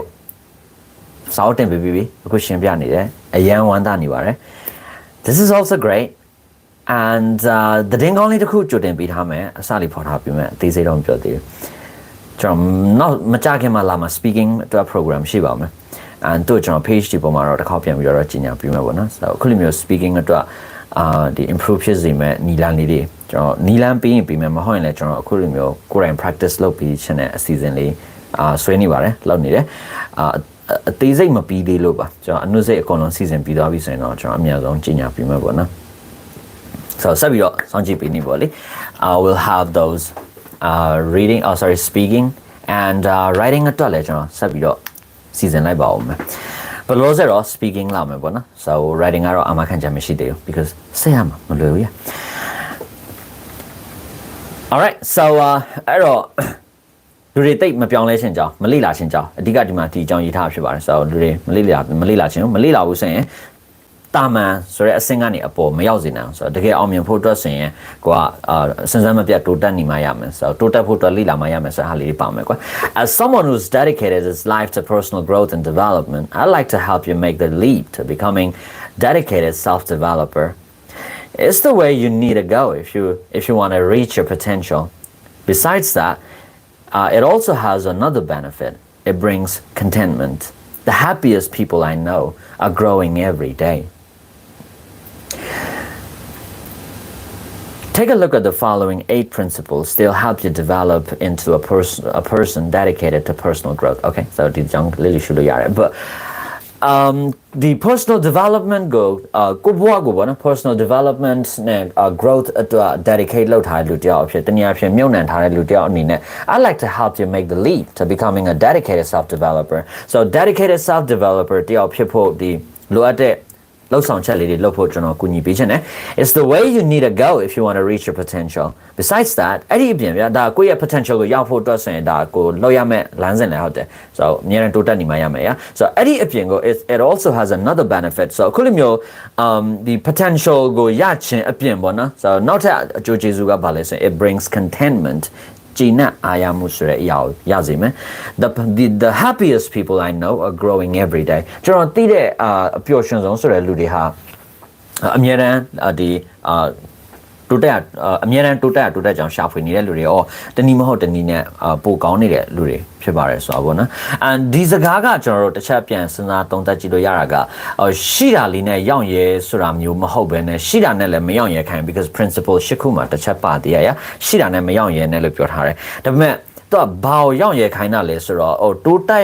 ကြောင်ရှာဖွေရင်းနဲ့အဲ့ဒီဂျီနဲ့အာရမှုဆိုတာလေးကတော့ရှိနေမှာပေါ့နော် and အဲ့လိုမျိုးတော့ဂျီနဲ့အာရမှုကိုပဲစာရည်တဲ့လူကညွှန်းတာဖြစ်ပါတယ်လက်ရှိနေငါဒီလောက်တည်ပြီဒီလောက်တက်ပြီဒီလောက်ရှိရငါစီမှာတော်ယူဖို့ဆိုတာမျိုးမဟုတ်ဘူးပေါ့လေဆိုတော့နည်းနည်းလေးသဘောတရားကွဲပါတယ်အဲ့တော့ choose a life of growth so တိုးတက်မှု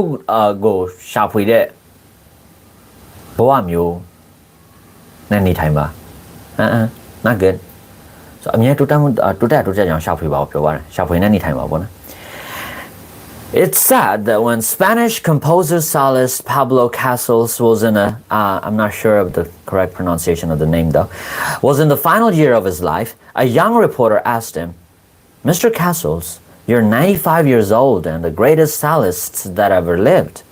Why do you still practice 6 hours a day? What was Castle's answer? Because I think I'm making progress. That's the kind of dedication to continual growth that you should have. Okay, so the Spanish composer stylist Pablo Castle got the final years of his life. So why not by Nidima? So that was you are a chamber reporter got media. Come here, so she me a stylist tema. The get on Jimmy Canaz on Johnson on Pogo Pierre. I don't know, Diego China, Lolly Jenny, the own media, who are Pia. Also, not two tiny little Kanzarabona. So that again, Kuma, she continual growth, dedication, the people who reach their potential, no matter what their profession or background, think in terms of improvement. If you think you can hold your ground and still make the success journey, you're mistaken. You need to have an attitude like that of General George Patton. It's sad that he told his troops, there's one thing I want you to remember. I don't want to get any messages saying we're holding our position. Nah, we're advancing constantly. Patton's motto was always take the offensive, never dig in. So daga တနည်းအားဖြင့်ကျွန်တော်ဒီတိုးတက်နေတယ်လို့ခံစားနေရလို့ပါဆိုတဲ့အဖြစ်မျိုးကနေလာတာပေါ့နော် That's the kind of dedication to continual growth that you should have. The continual growth အတွက်ကိုမှရှိတဲ့ dedication ဆိုတာအဲ့လိုမျိုး so ရည်စူးခြင်းပေါ့နော် or maybe တန်ဋိဌာန်စူးစမ်းအားထုတ်မှုကြိုက်တယ်လို့ဘာသာပြန်လိုက်ရမယ်စူးစမ်းအားထုတ်မှုလို့ပဲကျွန်တော်ပြောလိုက်မယ်နောက်ဆုံးကွာတေခါနီးအချိန်မှာတော့မှကွာစူးစမ်းနေရမယ်ဆိုတဲ့သဘောမျိုးပြောပါတယ်ဆိုတော့နည်းနည်းတော့လက်လွန်ချင်တော့ဖြစ်တယ်တနည်းအားဖြင့်ဘလောက်ပဲအောင်မြင်နေပါစေသူများတွေကိုဘလောက်ပဲတော်တယ်လို့ထင်နေပါစေကိုယ့်ဘာကိုတိုးတက်စရာရှင်နော်တိုးတက်နေရမယ်ဒါကိုကွာအမြဲဆုံးဖြတ်ပြီးတော့လုပ်နေရမယ် The people who reach their potential no matter what their profession or background think in terms of progress or improvement so the three potential go three the ကျွန်တော်ရှိရှောက် potential လို့ပဲပြောတော့မယ်နော်သူလေမြန်မာလိုမပြောတော့ because ဘာသာပြန်နေနဲ့ထောက်နေလို့ so potential ကိုရရှိသွားတယ်ရောက်ရှိသွားတဲ့လူတွေဟာသူတို့ရဲ့ဘလို့ background ဘာပဲဖြစ်ဖြစ်ပေါ့နော် the in terms of improvement so ဘလောက်ထိငါတိုးတက်ခွင့်ရခဲ့တယ်ဆိုတဲ့ဟာကိုပဲသူတို့ကထည့်စဉ်းစားလေးရှိတယ် like if you think you can hold your ground and still make the success journey you're mistakenကိုရဲ့ဒီရှိနေတဲ့အရာကိုပဲဆက်ထိန်မယ်ဒီနေရာမှာပဲဆက်နေပြီးတော့မှတိုးတက်အောင်လုပ်မယ်အောင်မြင်အောင်လုပ်မယ်လို့ထင်တယ်ဆိုရင်တော့အဲ့လိုမျိုးတွေးနေမယ်ဆိုရင်တော့ you're mistaken မှားသွားလိမ့်မယ် because you need to have an attitude like that of General George Patton ဒီပုဂ္ဂိုလ်ရဲ့စိတ်ထားမျိုးကိုမှရှိဖို့လိုတယ် It's sad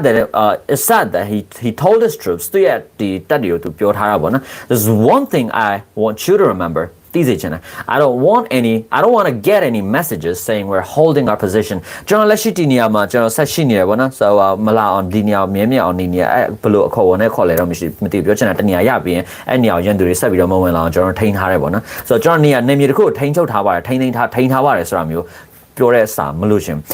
we're advancing constantly အဲ့တော့ဇက်တိုက်ထိုးစစ်ဆင်နေမှာဟုတ်တယ်တောက်လျှောက်ထိုးစစ်ဆင်မှာတနေရာမှာရရင်အဲ့နေရာမှာရက်နေတာမျိုးနာမလို့ရှင် always take the offensive အမြဲတမ်းထိုးစစ်ဆင်ပါ never dig in ဘယ်တော့မှမြေကြီးမှာသွားမတူနဲ့တနည်းအားဖြင့်ကရုတ်ကျင်တူတော့ပြောပါတယ်ဆိုတော့ကရုတ်ကျင်တူတဲ့ဆိုတာသူဖြင့်အဲ့လိုမျိုးနေရာတစ်ခုရပြီဆိုရင်အဲ့ဒါမပါစေရေးကရုတ်ကျင်နေတူပြီးတော့မှသူတို့ cover ယူပြီးတော့မှ defend လုပ်ကြရလေနော်ဆိုတော့ always take the offensive never dig in ဆိုတော့အမြဲတမ်း offensive ကိုလုပ်ပါထိုးစစ်ဆင်ဘယ်တော့မှပါတယ်ကရုတ်ကျင်မတူနဲ့ပေါ့နော်ဘယ်တော့မှ defensive တွေမလာနဲ့ပေါ့အဲ့လိုပြောလိုက်တာငါကိုပြလိုက်ရလေတချို့အတင်းနေပြောပါတာ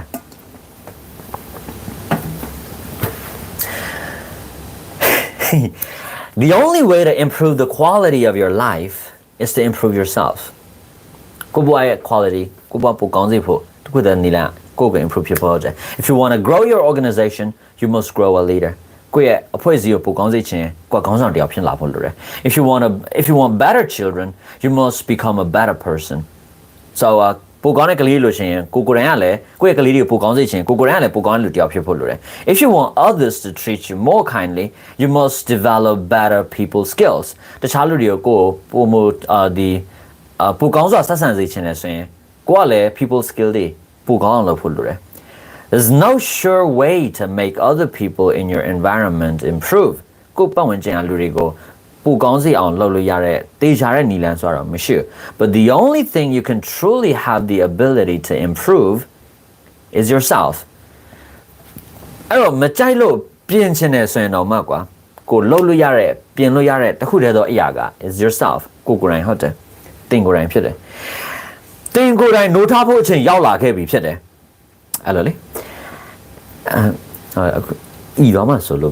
and the amazing thing is that when you do everything else around you suddenly gets better အဲ့တော့ဒီပိုကောင်းစိတ်ချင်းနေသူများကိုပိုကောင်းအောင်လုပ်ပြီးဖို့အာမခံချက်မရှိဘူးဒါပေမဲ့အာမခံချက်ရှိတဲ့အရာကတော့ကိုယ့်ကိုပိုကောင်းအောင်လုပ်ခြင်းပဲအဲ့လိုမျိုးလေးလှုပ်လိုက်ပြီးဆိုယုံနဲ့တင် like when you do everything else around you suddenly gets better ကိုပေါ့ချင်းမရှိတဲ့အရာတွေအကုန်လုံးကရုတ်တရက်ထကောင်းသွားတယ်So the bottom line is that if you want to take the success journey, you must live a life of growth. အဲ့တော့ကွာ success journey အောင်မြင်မှုလမ်းစဉ်နောက်လိုက်ချင်တယ်အောင်မြင်ချင်တယ်ဆိုရင်ပေါ့နော် you must live a life of growth. So စဉ်ဆက်မပြတ်တိုးတက်နေတဲ့ဘဝမျိုးရှိနေဖို့လိုတယ်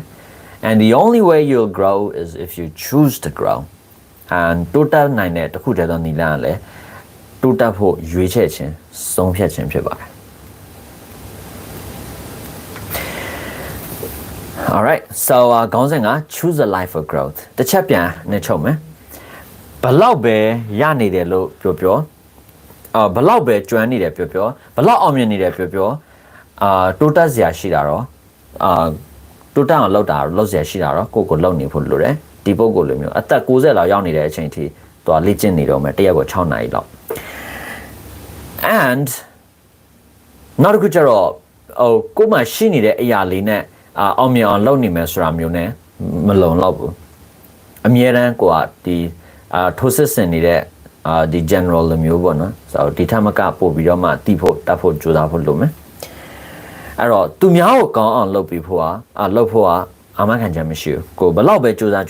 သူများအောင်မြင်သူများကိုပိုကောင်းအောင်လုပ်ဖို့ဆိုတာအာမခံချက်တော့မရှိပါဘူးဒါပေမဲ့အာမခံချက်ရှိတဲ့တစ်ခုတည်းသောအရာကကိုယ့်ကိုပိုကောင်းအောင်လုပ်ခြင်းပဲကိုယ့်ကိုလုပ်တော့ကိုယ့်ကိုယ်တော့ပိုကောင်းအောင်လုပ်နိုင်တယ်ညာဒါပေမဲ့အဲ့လိုလေလှုပ်လိုက်ပြီဆိုတာနဲ့ရုတ်တရက်အံ့ဩဖို့ကောင်းတာကပတ်ဝန်းကျင်မှာရှိတဲ့အရာတွေအကုန်လုံးကလည်းရုတ်တရက်ပိုကောင်းသွားလိမ့်ရှိတယ်အဲ့တော့အနှစ်ချုပ်ပြောရမယ်ဆိုရင်လူရင်းအရေးကြီးဆုံးအရာကိုပြောရမယ်ဆိုရင်တော့ကိုအောင်မြင်ခြင်းနဲ့ဆိုရင်အမြဲစဉ်ဆက်မပြတ်တိုးတက်အောင်ကြိုးစားနေဖို့လိုတယ်and အဲ့လိုမျိုးတိုးတက်မှုဆိုတာလည်းရွေးချယ်မှုဖြစ်တယ်ခေါင်းစဉ်ဖတ်ကိုပြန်သွားတာပေါ့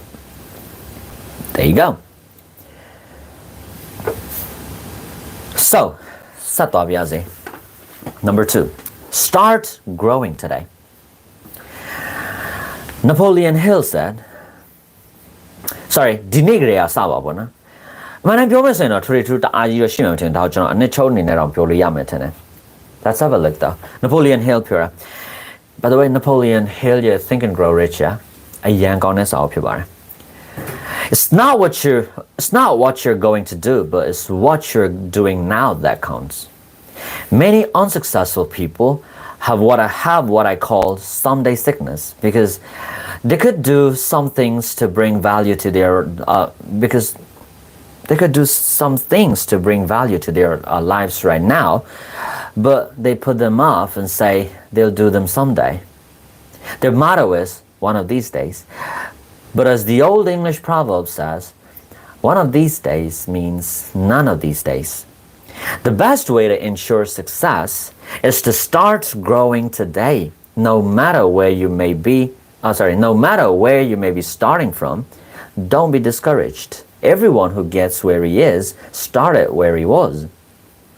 လူရင်းတရှင်ကွာ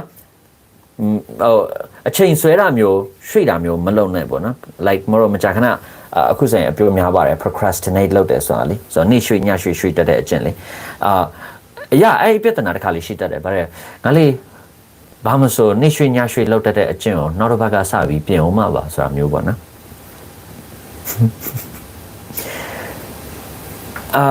by the way live ကပြီးသွားရင်မဖြတ်ဘူးမလားမဖြတ်ပါဘူးဒါပြီးတာနဲ့ကျွန်တော်တင်ထားပြီးပါ YouTube ကတူဖြတ်ပလိုက်တော့မသိဘူးပေါ့နော်live ကရှည်တော့လေကျွန်တော်အစောနာကစမ်းကြည့်တာတော့7မိနစ်15မိနစ်စာ live တွေက တူတူ upload ဖြစ်သွားတယ် which is really good ကျွန်တော်အများနဲ့ဆက်ထားဖို့အတွက်လည်း YouTube မှာလွှင့်တာ哦အဲ့တော့မဖြတ်ပါဘူး but ဆက်ဝင်ကြည့်ပေးပေါ့နော်သူများတွေပြက်လိမရှိဘူးမလားနိုင်နဲ့ရှိချီဟိုကြားတဲ့ live တွေလည်းဒီမှာရှိနေတာပဲလေနော်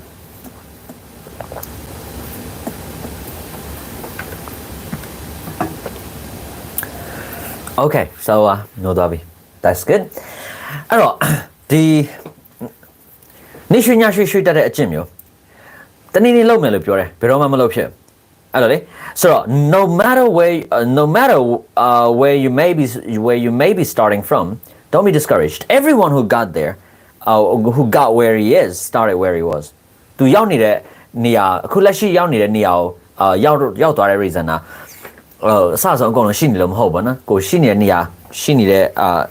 အချိန်ရှိတဲ့အရာစကားဘလုံးတွေစဖြစ်ပြီးပြဿနာ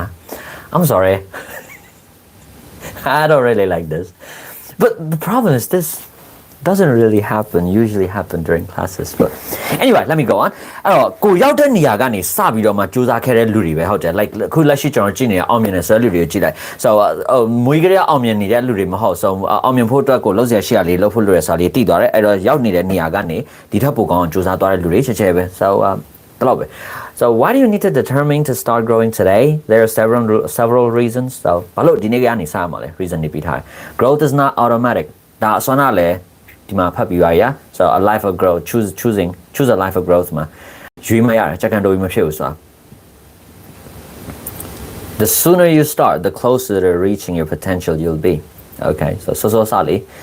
ကို potential ကိုမြင်ရလိမ့်ပေါ့နော် that's nice growth today will provide a better tomorrow ဒီနေ့တိုးတက်ခြင်းဟာမနှက်ဖြန်ပိုကောင်းစေတယ်ဒီဥစ္စာကျွန်တော်အစွမ်းနာလီတောင်နည်းနည်းဖတ်လိုက်ရသေးတယ်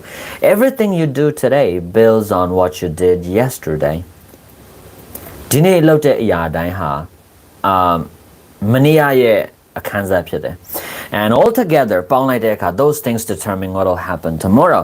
အဲ့တော့ဒါရီပေါင်းလိုက်မယ်ဆိုရင်မနေ့ပြန်ဘာဖြစ်မလဲဆိုတော့ဆုံးဖြတ်လေးရှိတယ် that's especially true in regard to growth ဒီဥစ္စာတိုးတက်မှုရှာဖွေခြင်းနဲ့ပတ်သက်လာရင်ပိုတော့မှန်သေးရဲ့ဒီဘုတ်ကိုပြောတဲ့စကားက man's mind once stretched by new ideas never regains its original dimensions growth today is an investment for tomorrow so ဒီနေ့တိုးတက်ဒီနေ့ဒီ growth နောက်လိုက်ခြင်းပေါ့နော် so growth ဖြစ်ဖို့ကြိုးစားခြင်းကမနှက်ဖြန်အတွက် investment တစ်ခုဖြစ်ပါတယ် alright so ဒီနေ့လောက်ရင်မနှက်ဖြန်လဲဒါဆက်လုပ်ဖြစ်မယ်ဒါဆိုရင်နောက်နေ့တွေဆက်ပြီးတော့လုပ်ဖြစ်မယ် that's the point got it growth is your responsibility ကိုယ့်ရဲ့တာဝန်ဟုတ်တယ်when you were a child ငယ်တော့မိဘတွေဘာညာ your parents ဘာနဲ့အဆင်ကြီးလိုက်ရင် if you don't make growth your responsibility it'll never happen ဒါကိုတာဝန်ဖြစ်တယ်ဆိုတာကိုတာဝန်တော့မတတ်မှတ်ထားအောင်အဲ့ဒီ growth ဆိုတာလည်းဘယ်တော့မှဖြစ်လာမှာမဟုတ် okay so got it နောက်တစ်ခုပြောဦးမယ်တလားလောဆယ်ခဏကျွန်တော်ဒီဟာရှင်းပြနေရလည်းတို့လည်းဤတော်မဲ့ထင်တယ်အခုချင်းဒီနားထောင်နေရဆိုတော့လေဒီလိုစာဖတ်တဲ့အခါမှာဗျာ like ကိုမသိတဲ့စကားလုံးတွေတေချာပေါက်ပါမှာပဲအဲ့လိုမျိုးမသိတဲ့စကားလုံးတွေပါပြီဆိုရင်ပထမတစ်ချက်ကတော့မလန့်သွားဖို့ပေါ့နော် and ဒုတိယအချက်ကကျတော့မသိတဲ့စကားလုံးဒိုင်းကို dictionary မှာသွားရှာမလားဆိုရက်ပြဿနာရှိတယ် like တချို့ learner တွေအနေနဲ့ဘယ်လိုလုပ်မှမသိဘူးပေါ့နော် like မေးကြတာလည်းရှိတယ် like မသိတာနဲ့ dictionary သွားရှာရမှာလား or ဒီတိုင်းပဲဖတ်သွားရမှာလားပေါ့ဒီတိုင်းပဲဖတ်သွားခြင်းကတနည်းအားဖြင့်မသိတဲ့စကားလုံးလေးကိုနည်းနည်းပါခက်မှန်းပြီးသွားခြင်းလေးရှိတယ်တချို့ info တွေကျတော့တချို့စကားလုံးတွေကျတော့အရေးမကြီးတဲ့ info မှာပါနေတဲ့စကားလုံးလေးတွေဖြစ်တတ်တယ်ဒါတွေဆိုရင်မသိရင်လည်းကိုယ့်ရဲ့စာပေါ်နားလည်မှုပေါ်မှာဒါအထိခိုက်စေမှုမရှိဘူးဆိုရင်ဒီစကားလုံးတွေကိုမရှာဘဲနဲ့ဆက်သွားလိုက်လို့ရတယ်ဒါပေမဲ့တချို့သောစကားလုံးလေးတွေတော့ရှိတတ်မယ် like သူ့မှာနားမလည်လို့ဆိုရင်အတိတ်ပဲဒီစာရဲ့အဓိကပေးချင်တဲ့ main message ကိုတော့ကွာမရနိုင်ဘူးဆိုတာမျိုးပေါ့နော်အဲ့လိုမျိုးစကားလုံးတွေရှိခဲ့တယ်တွေ့ခဲ့တယ်ဆိုရင်လည်းရှာပေါ့နော်ဒါပေမဲ့အဲ့မှာ trick တစ်ခုတော့ရှိတယ်ဗျ and အဲ့ဒီကိစ္စကျွန်တော်အသေးစိတ်ကဒီနေ့ video မှာပြောဖြစ်လိမ့်မယ် but ကျွန်တော်နောက်ပိုင်းဒီလို reading တွေကိုမျှဝေတဲ့အခါမှာတော့တေချာပေါ့ပြောဖြစ်မှာပါဘာလဲဆိုရင်ဒီလိုလေဟိုမသိတဲ့စကားလုံးတွေကိုလုံးဝတေချာအောင်သိအောင်မရှာဘဲနဲ့ဒီတိုင်းပဲဖတ်သွားမယ်ဆိုရင်လည်းအားနေချက်ကဘာလဲဆိုတော့ကွာဖတ်နေတယ်ဒါပေမဲ့တချို့နေရာတွေနားမလဲ like အပြေးဝနားမလဲနေ so အဲ့ဆိုရင်စာဖတ်ရတာနဲ့အတိတ်ပဲမရှိသလိုပဲပေါ့နော်အဲနောက်တစ်ခုကျတော့နားလည်မှုလွယ်တာတွေဘာတွေဖြစ်ကောင်းဖြစ်သွားနိုင်တယ်ဒါလည်းတိတ်အဆင်မပြေဘူး ဒုတိယကိစ္စကကျတော့ဒါဆိုရင်မတည့်ရစကလုံးတွေ့တိုင်း dictionary မှာသွားရှာမယ်ဒါကျတော့အာယုံတအားပြတ်တယ်စာဖတ်တဲ့အချိန်ကိုမရလောက်ထက်ကနေဆိုရင် dictionary သွားကြည့်ရတာနဲ့ဆိုတော့ဒါလည်းအလုံးရှုပ်ခြင်းတစ်မျိုးပဲပေါ့နော်ဆိုတော့နှစ်ခုစလုံးနီလာနှစ်ခုစလုံးမှာတော့ကိုစီအားတာချက်ကိုစီအားနေချက်လေးရှိတယ်ဆိုတော့အရန်ကြီးဘယ်လိုလုပ်မလဲဆိုတော့လောလောဆယ်အတွက်ဒီလိုမှတ်ထားလိုက်လို့ရတယ်ကိုအတွက်ဒီ information နဲ့ပဲတစ်ချက်ကြည့်မယ်ကိုအတွက်တိတ်အရေး information တစ်ခုကဒီစာနားလဲဖို့တိတ်အရေးမကြည့်ဘူးလို့ထင်ရင်အဲ့ဒီထဲအစကလုံးတွေကိုသွားမရှာနေတော့တကူတကအရေးကြီးဆိုရင်တော့ရှာလိုက်မယ် For example let's say when you were a small child your parents were responsible for you even for your growth and education but as an adult you bear the responsibility entirely you don't make growth if you don't make your growth your responsibility it'll never happen ဒီမှာဆိုရင်မသိနိုင်တဲ့စကားလုံးတော့မရှိပါဘူးလေ okay ဒီမှာ growth today will provide a better tomorrow ဒီနေ့တိုးတက်ခြင်းကမနှက်ဖြန်ပိုကောင်းစိတ်မယ် everything you do today builds on what you did yesterday မနေ့ကနဲ့အခန်းစားဟုတ်တယ်အဲ့တော့ပေါင်းလိုက်ရင်မနှက်ဖြန်လုပ်ဖြစ်မဲ့အရာတွေကိုလည်းဒီနေ့နဲ့မနေ့ကလုပ်ခဲ့တဲ့ဟာတွေရဲ့အဆုံးဖြတ်လည်းဖြစ်လိမ့်မယ်ကအဆုံးဖြတ်ပေးလိမ့်မယ်That's especially true in regards to growth. So, total ya, the growth ဘိုင်းဆိုင်မှာလည်းအတူတူပဲ So, ဒီနေ့တိုးတက်မယ်။ဒါဆိုရင်မနေ့ပြန်တိုးတက်မယ်။ဒါဆိုရင်တစ်ပတ်ခါလည်းဆက်လုပ်ဖြစ်တော့ဒီသဘောလေးပေါ့နော်။အဲ့နဲ့ဒီပုဂ္ဂိုလ်ရဲ့ insight လေးပြောထားတယ်။ဒီမှာဆို offer this insight. ဒီ insight ကိုမသိဘူးဆိုပါစို့။ဒါဆိုရင်အရှက်နဲ့ Honda ထည့်လိုက်။ Honda insight ဒါဆိုရင်နားလဲပါပြီ။ Oh, sorry. ဟာတာပြောရင်လေ reaction นี่မလာဘူးလေနော်ဒါ live လေနော်။ Got it. Anyway, so let's go on. ဒီမှာဆိုရင် insight ကိုမသိဘူးဆိုရင်တော့ပြဿနာမရှိဘူး။တွားရှာမနေနဲ့ like Oliver Wendell Holmes ဖြစ်မယ်ထင်ပါတယ် Oliver Holmes ပေါ့နော် So offer this insight ဘာညာအဲ့လိုမျိုးပြောပြီးတော့ဒီမျက်တောင်ဖွင့်ပေးဆိုတော့ तू ကပြောခဲ့ပါတယ်ဆိုတဲ့အဓိပ္ပာယ်ပဲဟုတ်တယ်ဆိုတော့ဓာကြီးကိုတွားပြီးတော့ရှာနေမယ်ဆိုရင်စာဖတ်တဲ့အချိန်ရော့လိရှိတယ်အာယုံပြတ်သွားတာမျိုး feeling out သွားတာမျိုးပေါ့နော်ဆိုတော့အဲ့လိုမျိုးနေရာတွေဆိုရင်တော့ဒါကိုမသိရင်လဲ like offer this insight ဆိုတဲ့အဓိပ္ပာယ်ကိုနားမလည်ခဲ့ရင်လဲပြဿနာမရှိဘူးနောက်ကစာကိုဆက်ဖတ်လိုက်ဘာလို့လဲဆိုတော့ဒီ offer this insight ဆိုတာရှင်းရှင်းလေးပြောမယ်ဆိုရင်ဒီပုဂ္ဂိုလ်ကပြောခဲ့ပါတယ်ဆိုပြီးတော့မှသူပြောတဲ့စကားကိုလောက်ပြောလိုက်တယ်ပြောချင်တာ Oliver Holmes said ဆိုပြီးတော့ man's mind ဘာညာဆိုတာဆက်သွားလိုက်လို့ရတယ်ဒီ offer this insight မသိတဲ့ပြဿနာတော့မရှိတော့ဒီစနစ်ရဲ့အားသာချက်အားနည်းချက်ကဘာလဲဆိုတော့ခုလိုမျိုးတချို့စကားလုံးတွေအရေးမကြီးဘူးဆိုရင်ထားလိုက်တာမျိုးတွေပေါ့နော်အားသာချက်ကတော့စာဖတ်ရခီးတွန့်စေတယ်ပို့ပြီးတော့မှဖတ်နိုင်စေတယ်အားနည်းချက်ကဒီစကားလုံး like insight ဆိုတဲ့စကားလုံးကိုတွေးခဲ့ရတော့မှအတိတ်ပဲအတိအကျမသိတော့ဒါဆိုတော့ English ရလာတဲ့တိအတွက်တနည်းအားဖြင့်အားနည်းချက်ထဲမှာထည့်လို့ရရတယ် but ပြန်စဉ်းစားကြည့်မယ်ဆိုရင်ဗျာမသိတိုင်း dictionary မှာသွားရှာရအောင်ရရင်လဲစာဖတ်ရခီးတွန့်မတွင်အဲ့တော့စာသိမ့်မဖတ်ဖြစ်နောက်ခု balance တော့ထားဖို့ဟုတ်ပြီနော် but လောလောဆယ်တော့ကျွန်တော်က reading လုပ်နေတာဖြစ်တဲ့အတွက်ကျွန်တော်ရဲ့ main focus ကစာများဖတ်ဖြစ်ရည်ဖြစ်ပါတယ်ဒါကြောင့်ခဏဒီလိုတချို့စကားလုံးတွေ offers insight မသိဘူးဆိုရင်တော့ဒီနေရာမှာဘာပြောချင်တာလဲဆိုတာနားလဲရင်ထားလိုက်လို့ရတယ် great ဆက်သွားကြအောင် focus on self development not self fulfillment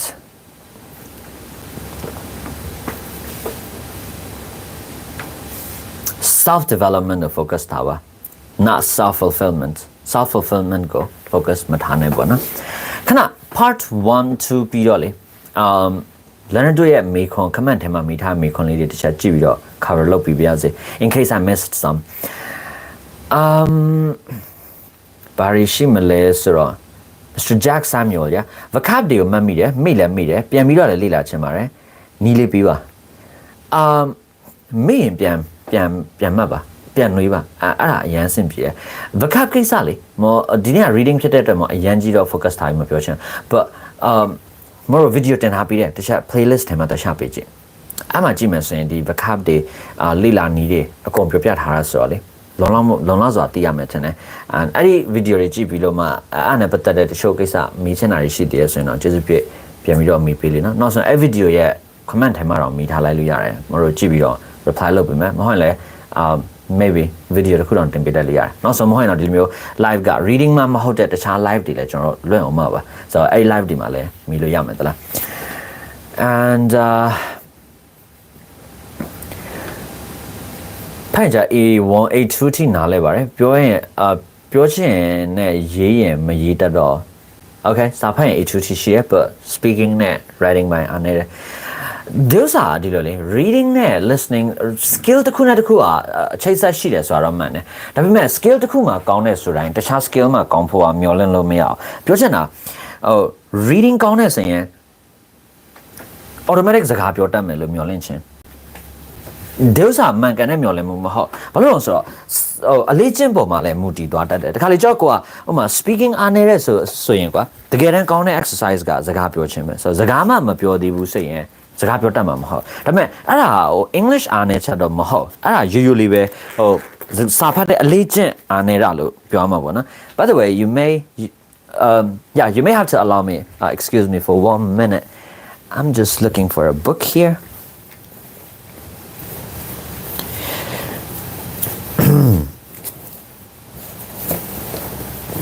sorry for this but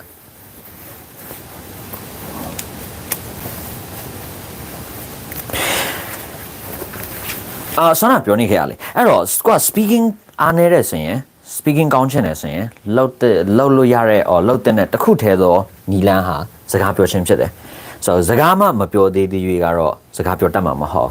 and reading လက်ထုံနေလကောင်းမယ် like grammar ဘလောက်ပဲသိထားပါစေ vocab ဘလောက်ပဲသိထားပါစေ speaking ဘလောက်ပဲကျွမ်းကျင်နေပါစေ fluency ဘိုင်းပေါ့နော်သူဖြင့်ဘလောက်ပဲကောင်းနေပါစေ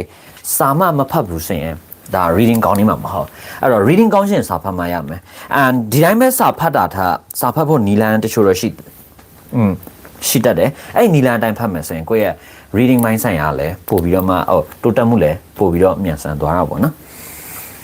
ဆိုတော့ချုပ်ပြီးပြောမယ်ဆိုရင် skill တစ်ခုချင်းစီကိုတီးခြားလေ့ကျင့်ဖို့လိုတယ် and skill တစ်ခုမှာကောင်းတဲ့ဆိုတိုင်းတခြား skill မှာ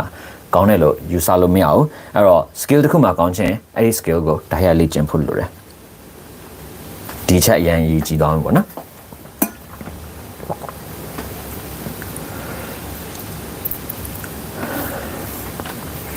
and နောက်ထပ်မေးခွန်းတစ်ချက်ကြည့်ပြရစေso Mr. Tunton ပြောထား level ဘယ်လောက်ဆို SR ကိုဖတ်လို့အဆင်ပြေမလဲဆိုရဟာတော့ကျွန်တော်ဒီစာကိုရှင်းတော့မရှင်းပြရသေးခင်ပြောလိုက်သေးတယ် that's good so စမယ် so vocab များများလေးကျင့်ပြအောင်ဘယ်လိုလုပ်သင့်လဲမမြင်ဘူးတဲ့ဒါ non ဟော်မြမမြင်ဘူးတဲ့စိမ့်တဲ့စကားလုံးတွေကိုတွေ့ရင်ဖတ်လိုက်တယ်နောက်နေ့ကျမေ့ပြီးခေါင်းထဲဆွဲအောင်ဘယ်လိုမှတ်သင့်လဲ vocab မမေ့အောင်မှတ်သားနည်းဆိုတဲ့ခေါင်းစဉ်နဲ့ကျွန်တော်ဗီဒီယိုတင်ခဲ့ဖူးပါတယ်playlist ထဲမှာ vocab ဆိုတဲ့ playlist ထဲဝင်ရှာကြည့်မယ်ဆိုရင်အခုထိ YouTube မှာတွေ့ပါလိမ့်မယ် YouTube မှာတရားပေါ်ရှိတယ်အဲ့ video လေး vocab မမေ့အောင်မှတ်သားနည်းဆိုတာအဲ့ video ထဲကဒီတိုင်းအတိုင်းမှတ်ထားပြီးပါဆိုအဆင်ပြေလေးရှိရနောက်တစ်ခုကကျတော့အခြေခံကနေပြန်တင်ချင်တာဒါ Miss ဖြူနိုင်ပေါ့နော်ဘယ်ကနေဘလို့ပြန်တင်ရမှန်းမသိဘူးကာတဲ့ကျွန်တော် English ကိုဘယ်ကနေစပြီးလေ့လာမှမသိဘူးဖြစ်နေတယ်ဆိုတဲ့ကိစ္စအရင်လတော့ကထင်တဲ့ဗီဒီယိုတစ်ပုဒ်တင်ပေးခဲ့ပါတယ် YouTube မှာရှိပါတယ်တစ်ချက် scroll လုပ်ပြီးရှာကြည့်လေနော် English တော့လုပ်ချင်တယ်ဘယ်ကစလို့ရမှမသိဘူးအဲ့လိုမျိုးဖြစ်တယ်ဆိုရင်ဘယ်လိုလုပ်ရမလဲဆိုတဲ့ပုံစံလေးခေါင်းစဉ်တော့ကျွန်တော်အတိအကျတော့မမှတ်မိတော့ဘူးခေါင်းစဉ်တစ်ချက်ကြည့်လိုက်မှာနော်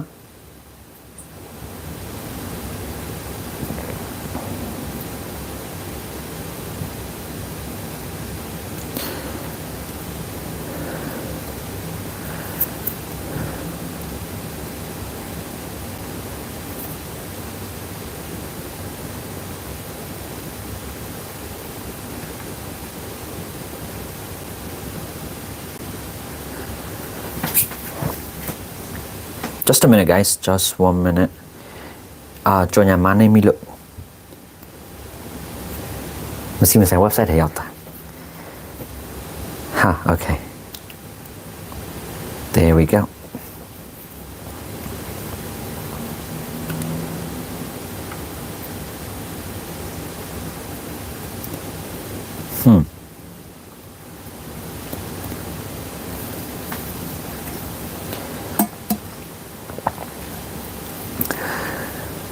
ကျွန်တော်မာပြီးမှတ်ထားတယ်အဲ့ဒါအတန်ထွက်ဗီဒီယိုကြီးဖြစ်နေတယ် but တင်ပေးခဲ့ဘူးလားရှိတယ်အဲ့ YouTube ရဲ့လေကျွန်တော် YouTube channel မှာဟို playlist ထဲဝင်လိုက်ဗျအဲ့ playlist ထဲမှာဟိုအကြောင်းအရာတူတာလေးတွေကျွန်တော်စုထားလေနော်အဲ့တော့ အဲ့လိုအကြောင်းအရာတွေတူညီတဲ့ဟာလေးတွေစုထားတာမှာ tip လေးတွေရှိရအခုလိုမျိုးဆိုရင်like English ဘယ်ကနေလေ့လာရမလဲဘယ်လိုလေ့လာရမလဲမသိဘူးဆိုတာမျိုးဖြစ်တယ်ဆိုရင်ဘာလို့ရမလဲဆိုတဲ့ဟာလေးတွေကျွန်တော်တေချာပေါ့ tip အဲ့ဒီကိစ္စကျွန်တော်မမတ်ရဗီဒီယိုတစ်ခုနဲ့ပြောပြခဲ့ဖူးတာရှိတယ်အဲ့တော့တစ်ချက်အဲ့ထဲမှာဝင်ရှာပေးကြည့်လေနော် it's gonna be better တကယ်လို့ကျွန်တော်တွေ့ရဆိုရင်လည်းဒီ video ရဲ့ link comment ထဲမှာကျွန်တော် link ကိုပြန်ပြီးတော့ပို့ထားပေးမယ် reply လုပ်ထားပေးမယ်တကယ်လို့မတွေ့ဘူးဆိုရင်လည်းကျွန်တော်ပြန်ရှာပြီးတော့တင်ထားပေးပါမယ် sorry but တေချာပေါ့မမတ်ရ video တော့လုပ်ခဲ့ဖူးတာရှိပါတယ် but ဆက်ကြည့်အောင်နောက်ထပ်မေခွန်ကို Mr. Wang Wang စကားတွေတေချာနားထောင်ပြီးစာလိုက်လို့ရင်လည်းတိုးတက်နိုင်မလားဆရာတဲ့စကားတွေတေချာနားထောင်ပြီးစာလိုက်လို့ရင်ဆိုတာမေခွန်ကိုကျွန်တော်သိနားမလဲဘူးဘသူရဲ့စကားကိုနားထောင်မှလဲစာကရောဘယ်လိုလိုက်လို့မှလဲအဓိကဘာ skill ကိုလေ့ကျင့်ချင်တာလဲဆိုတာနည်းနည်းတိကျပြောပေးလေနော် and နောက်ထပ်မေခွန်ကဝမ်ဝမ်စီရပဲပြောလဲပြောချင်တယ်စကလုံးလေးလည်းရှိတယ်ပြောမထွက်ဒီစမှာဖွင့်မဲ့okay CC1 ကိုအပ်ထားတယ် got it nice so I'll see you soon then see you very soon and not a short novel တွေစဖတ်ရင်ကိုဆရာရ Miss Jezelyn hi short novel short ဒါပေမဲ့ morning နဲ့လေဟို video မှာလည်းပြောခဲ့တဲ့စကားတစ်ခုရှိရပါလဲဆိုတော့ဒီလို reading practice အတွက်ကျွန်တော်အနေနဲ့ novel တွေဖတ်တာထက်ဆိုင်ဒီလိုမျိုးစာအုပ်တွေဖတ်တာပို့ပြီးတော့တပေါ်ကြတယ်ဘာလို့လဲဆိုတော့ဒီစာအုပ်တွေကြတော့ကဟိုအကြောင်းအရာတွေရှင်းတယ်အခုတော့မှဘာမှမဟုတ် chapter တစ်ခုတော့မှကျွန်တော်ဖတ်လို့ပြီးနေပြီအဆင်ပြေတယ်ရခေါင်းစဉ်တစ်ခုဖတ်လိုက်ပြီးနောက်ကဟာတွေဖတ်ကြည့်ပြီးတော့ပြန်ခေါင်းစဉ်ဖတ်လိုက်သူကဘာကိုပြောချင်တာဆိုတော့ပို့လို့တော့နားလဲသွားတယ်ဆိုတော့ကိုယ့် understanding level ကိုအများကြီးမြင့်တင်ပြီးတယ်စာရေးသားလုံးဝရှင်းရှင်းလေးဖြစ်လို့ရှိရသူကဟိုတွန်းတာကွန်းတာဇက်အိမ်ဖွဲ့တဲ့အနေနဲ့ဟိုနည်းနည်းmystify လောက်တာတွေမပါတော့ novel ဒီမှာကျတော့အဲ့ဒါရှိတတ်တယ်အဲ့တော့တချို့နေရာလေးတွေက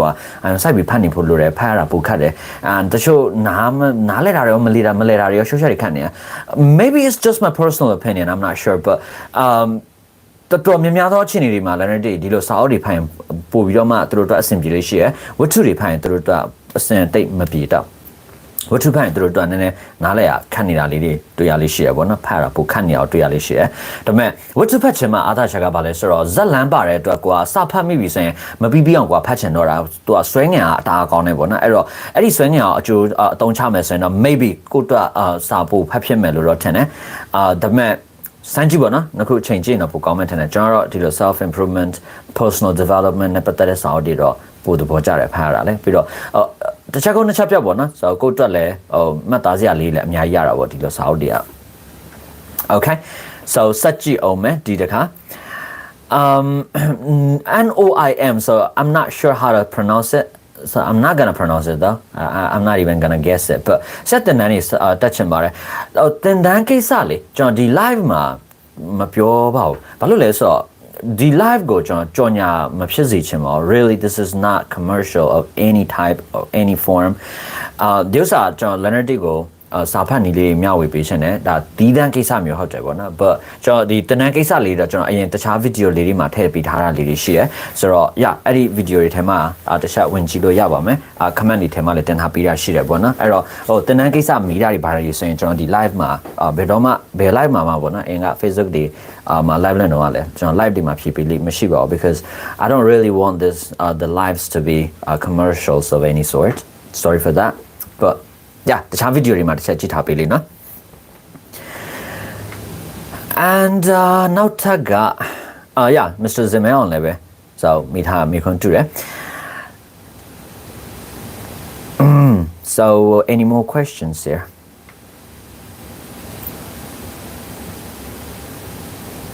Miss Yu speaking ကြရင်စာကြောင်းစဉ်းစားရင်ဥပမာပုံမှန်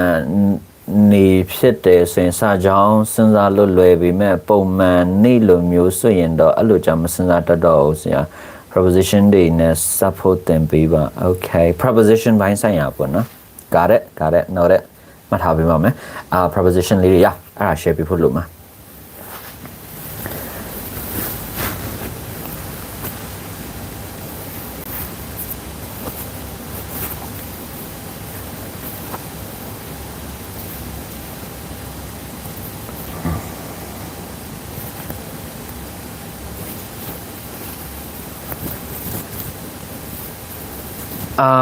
Miss Sean ဆီကမိခွန်းရှိတယ်တိတ်ကောင်းတဲ့မိခွန်းဟုတ်တယ် အဖြတ်တောက်မှန်အောင်ဘယ်လိုဖတ်ရမလဲတဲ့မနက်ပြောရင်ကျွန်တော်ဒီနေ့ live မှာတေချာပေါက်ထည့်ပြောမယ်စကားဟုတ်တယ်အဲ့ဒါပြောမယ်ပေါ့နော်အဲ့တော့အခုပြောရမယ် that's good there are still 50 people watching that's nice it's a good start but နောက်ထပ်မိခွန်းဒီမှာတက်လာလို့ဖတ်ကြည့်လိုက်ပါဦးမယ်ဆရာကျွန်တော်က English class တခုမှာ placement test မှာ B2 level ရထားပါတယ်ဒါပေမဲ့ speaking bank ကိုအားနေနေရခံစားရတယ်မိခွန်းမဟုတ်ဘူးပဲနော်thanks for letting me know I suppose မလေးcomment တခါလဲစုံအောင်ရေးလိုက်မိုက်တယ်အဲ့ဆိုမိခွန်းရှိတယ်ဆိုရင်လေဖြေပြရပါနော် but anyway let me go on to Miss Mason says self improvement ကို YouTube video တွေမှာဖတ်ရင်တော့ရလားတိတ်စဝင်တာဖို့ကောင်းတယ်မိခွန်းတယ် writing ကောင်းဖို့ reading တွေဖတ်မယ်အစီထားလို့တင်ပါဆက်ရမယ်မသိတော့ဖြစ်နေရဆရာ got it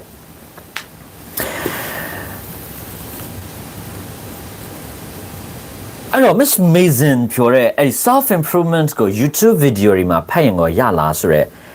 မိခွန်းကိုအဲ့ဒီ video ကနေစာဖတ်ရင်တော့ကောင်းလားဆိုရဲမိခွန်းကျွန်တော်မနေ့ည class မှာလည်းတယောက်လည်းဒီမိခွန်းပဲမိသွားဖြစ်တဲ့အတွက်ကျွန်တော်ပူပူနင်းနင်းပြောခဲ့တဲ့စကားလေးတခုရှိတော့ဒါကျွန်တော်နည်းနည်းလေးဒီမှာဂျာညက်ပြီးတော့ထည့်ပြရစေ because ဘာလဲဆိုတော့အမှန်တမ်းပြောမယ်ဆိုရင်စာဖတ်တဲ့အခါ video တွေနဲ့ဖတ်ချင်တာကောင်းတဲ့အကျင့်ကောင်းတဲ့ထဲမှာမပါပါဘူးဘာလို့လဲဆိုတော့တိတဲ့အတိုင်းပဲကျွန်တော်ဖုန်းနဲ့ဖုန်းနဲ့စာဖတ်တာတော့မှမကောင်းဘူးလို့တော်တော်များပြောကြတာမျိုးသိရမလားအဲ့ဒါတော့မကောင်းဘူးဆိုရင် video တွေကနေဖတ်တာမျိုးကမကောင်းပါဘူး so ကိုတခုက purpose တတိဖို့လိုတယ်ပေါ့နော်ရည်ရွယ်ချက်တိဖို့လိုတယ်ဘာလို့အဲ့လိုမျိုးဖတ်တာလဲဆိုတာတိဖို့လိုတာပေါ့လေပြောချင်တာဗျာကိုကဒီတိုင်းပဲ video တခုကြည့်ရတဲ့ maybe အာယုံဆိုင်ရခတ်တယ်ဆိုပါစို့ဘာလို့ဆိုစာအုပ်ကိုဒီတိုင်းပဲကြည့်ထား screen ပေါ်မှာထိုင်ဖတ်ဘာပုံမှမရှိရုပ်ပေါ်ရုပ်လောက်ရှောင်းမရှိရုပ်တည်အသေးရှိနေတဲ့စလုံးလေးကိုဖတ်ရတာလीနော်အဲ့ဒါကိုတော့အာယုံဆိုင်ရခက်ခဲနေတာမျိုးအခုရုပ်တည်အဲ့လိုမျိုးဖတ်မှဆိုရင်အာယုံမဆိုင်နိုင်ဘူးဖြစ်တယ်ဆိုရင်တော့ maybe ခဏတစ်ဖြုတ်အာယုံစူးစိုက်ဖို့ဆိုရည်ရွယ်ချက်နဲ့အဲ့လိုမျိုး video လေးတွေနဲ့ဖတ်ပြတာလေးတွေကိုလိုက်နားထောင်ရင်လည်းဖတ်သွားတာမျိုးကကောင်းနိုင်တယ်ဒါပေမဲ့အဲ့ဒါဟာ reading practice အတွက်ကောင်းတဲ့ exercise နည်းနည်းလေးမှမဟုတ်အဲ့တော့ကိုကတကယ်တမ်း reading ကောင်းချင်တယ်ဆိုရင်ရုပ်တည်ဒီတိုင်းစာအုပ်နဲ့ဖတ်မှရလိမ့်မယ်တချို့တွေကတော့ ebook ဖတ်လို့နိုင်တယ်ပေါ့နော်ဆိုတော့ဖတ်တဲ့အလေ့ကျင့်ဖြစ်သွားတော့ ebook ဖတ်ရတာသူတို့အပန်းမကြည့်တော့ so congratulations for you တကယ်လို့ ebook နဲ့အလုံးမဖြစ်ဘူးဆိုရင်တော့နောက်ဆုံးစာရွက်နဲ့ဖတ်တာအဆင်ပြေတယ်အဲ့ဒါအကောင်းဆုံးနည်းလမ်းဖြစ်ပါတယ်ဟို video တွေနဲ့ဖတ်ချင်ပါညာဘာနဲ့တူလဲဆိုဇက်ကားတွေကြည့်ရင်လည်းဇက်ကားကစာတန်ထိုးတွေ English ကိုထူထားပါပေါ့နော်ဆိုတော့အဲ့ဒါလေးတွေကိုလိုက်ဖတ်တာ reading practice လုပ်တယ်လို့ပြောရတယ်တော့တူချင်နေတယ်ဒါကောင်းတဲ့ထဲမှာမပါပါဘူးဆိုတော့အဓိကကအာယုံစူးစိုက်ဒါမနိုင်သေးလို့အာယုံမဆိုင်နိုင်သေးလို့အာယုံစိုက်ဖို့အရင် practice လုပ်နေရဆိုရင်တော့အလုပ်ဖြစ်ပါမယ်ဒါပေမဲ့ဟိုလိုဆိုရင်တော့အလုပ်ဖြစ်မှာမဟုတ် reading အတွက်ဟို video လေးနဲ့လိုက်ကြည့်တာတိတ်ကောင်းတဲ့ထဲမှာတော့မပေါ့ but ဒီဥစ္စာကျတော့စာဖတ်နေတာမဟုတ်ဒါကျတော့ဖတ်ခဲ့တဲ့စာကိုကိုယ့်ရဲ့နားလည်မှုစမ်းစစ်တဲ့သဘောဟုတ်တယ်မှန်လားမလားဆိုတော့ကြည့်မယ်ပြီးတော့ရှင်းနှချောင်းနားထောင်မယ်အဲ့ဒီသဘောလေးပေါ့နော်ဆိုတော့အဲ့တော့ဒီ video ကတော့အလုပ်ဖြစ်သွားပါဘောနော် but မိကုန်းဖြေရမယ်ဆိုရင်တော့တိတ်ကောင်းတဲ့အရာမဟုတ်ပါဘူး Miss Mason ရေAll right, so focus on self-development by There's been a change in focus over the last 30 years in the area of personal growth. Beginning in the late 60s and early 70s, people began talking about finding themselves, meaning that they were searching for a way to become self-fulfilled. It's like making happiness a goal because self-fulfillment is about feeling good.The fulfill ဖြည့်ဆည်းပေးသည်ဆိုတဲ့အဓိပ္ပာယ်ကနေလာပါတယ် so fulfillment ဖြည့်ဆည်းခြင်းတခုခုကိုယ့်ရဲ့စံတာတွေကိုလိုချင်တဲ့အရာတွေပြေးဝလာတဲ့အတွက်ရရှိလာတဲ့ပျော်ရွှင်မှုစိတ်ချမ်းသာမှုကိုလည်း fulfillment လို့သုံးပါတယ်အဲ့တော့ self fulfillment ဆိုပြေးဝပျော်ရွှင်ခြင်းအဲ့လည်းမကောင်းဘူးဘာသာပြန်ရခတ်တယ်ကျေနပ်ပျော်ရွှင်မှု is better yeah I think soကျေနပ်ပျော်ရွှင်မှုပေါ့နော်16ရာစုနဲ့18ရာစုအစောပိုင်းတွေမှာလူတွေက finding themselves ကိုယ့်ကိုရှာဖွေရေးဆိုတဲ့စကားစပြီးပြောလာကြတယ်။ဘာလဲဆိုတော့ဒီ self fulfill ပေါ့နော်ကိုကဘာဟုတ်တယ်ကွာဘယ်လိုလူမျိုးဟုတ်တယ်ဆိုတော့ကိုယ့်ရဲ့ type ပုံမူတည်ပြီးတော့မှကိုယ့်ရဲ့ type နဲ့ဖြစ်တဲ့အရာရရှိတဲ့အရာလေးတွေကိုရဖို့ကြိုးစားလိုက်တာ။တနည်းအားဖြင့်ပြောမယ်ဆိုရင်သူကပျော်ရွှင်မှုက goal ဖြစ်နေတာပေါ့နော်ဆိုတော့ဘာလို့လဲဆိုတော့ဒီ self fulfillment ဆိုတာရှင်းလင်းပြောမယ်ဆိုရင် feeling good နဲ့ပတ်သက်တဲ့ကိစ္စဟုတ်တယ်ဆိုတော့နေလို့ထိုင်လို့ကောင်းခြင်းပေါ့နော်ဆိုတော့ဒါတနည်းအားဖြင့် self fulfillment ရဲ့ goal ကhappiness ဖြစ်သွားလိမ့်ရှိတယ် But self-development is different. Self-development are greater, but let's sure much of the time it'll make you feel good. So self-development go not go like some saying like feel good option but that's a byproduct. Era B product like diet yashime jesu myo ma hout bo na da me baနောက်ဆက်တွဲကျေးဇူးလို့ပြောမယ်ထင်တယ် not the goal အဲ့ဒါ goal မဟုတ် self development is a higher calling self development ဆိုတာအထက်တော်ပုံမြင့်တဲ့ဒီတောင်းဝန်တစ်ခုလိုမျိုးဖြစ်တယ် is the development of your potential so that you can attain the purpose for which you were created တနည်းအားဖြင့်ဒီ personal development ဆိုတာကျတော့ကိုယ့်ရဲ့ potential ကိုဖွင့်ဖြိုးအောင်လုပ်ခြင်းဖြစ်ပါတယ်ကိုယ့်ရဲ့မပေါ်လာသေးတဲ့အရည်ချင်းတွေကိုထပ်ပြီးတော့မှဖော်ထုတ်ခြင်းမျိုးဖြစ်ပါတယ် so that you can attain the purpose for which you were created ကိုမွေးဖွားရတဲ့အကြောင်းရင်းကိုမွေးဖွားရတဲ့ reason ပေါ့နော်အဲ့ဒါကိုဖြည့်ဆည်းတဲ့သဘောလေးလည်းဖြစ်သွားမယ် There are times when that's fulfilling but other times it's not so အခုလိုမျိုး personal development ကိုလိုက်စားခြင်းမှာဒီခါလေးကျတော့ fulfilling ဖြစ်တယ်ဆိုတဲ့အချိန်လေးတွေကရနေတာတွေရှိတတ်တယ်တနည်းအားဖြင့်စိတ်ချမ်းသာစရာကောင်းနေတာမျိုးတွေဖြစ်တတ်တယ် but other times it's not တခြားအချိန်တွေမှာဆိုရင်စိတ်ချမ်းသာစရာကိုယ်တည်းမကောင်းနေဘူး but no matter how it makes you feel ဘယ်လိုခံစားရသည်ဖြစ်စေ self development always has one effectတစ်ခုတော့အမြဲရှိတယ်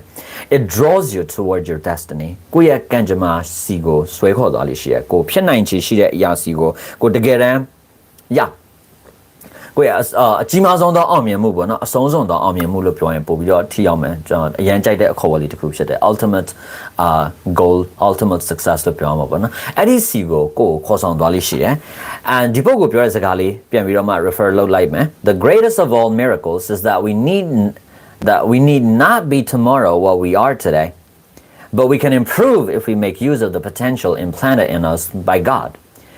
So, ဒီပုဂ္ဂိုလ်ပြောတဲ့စကားက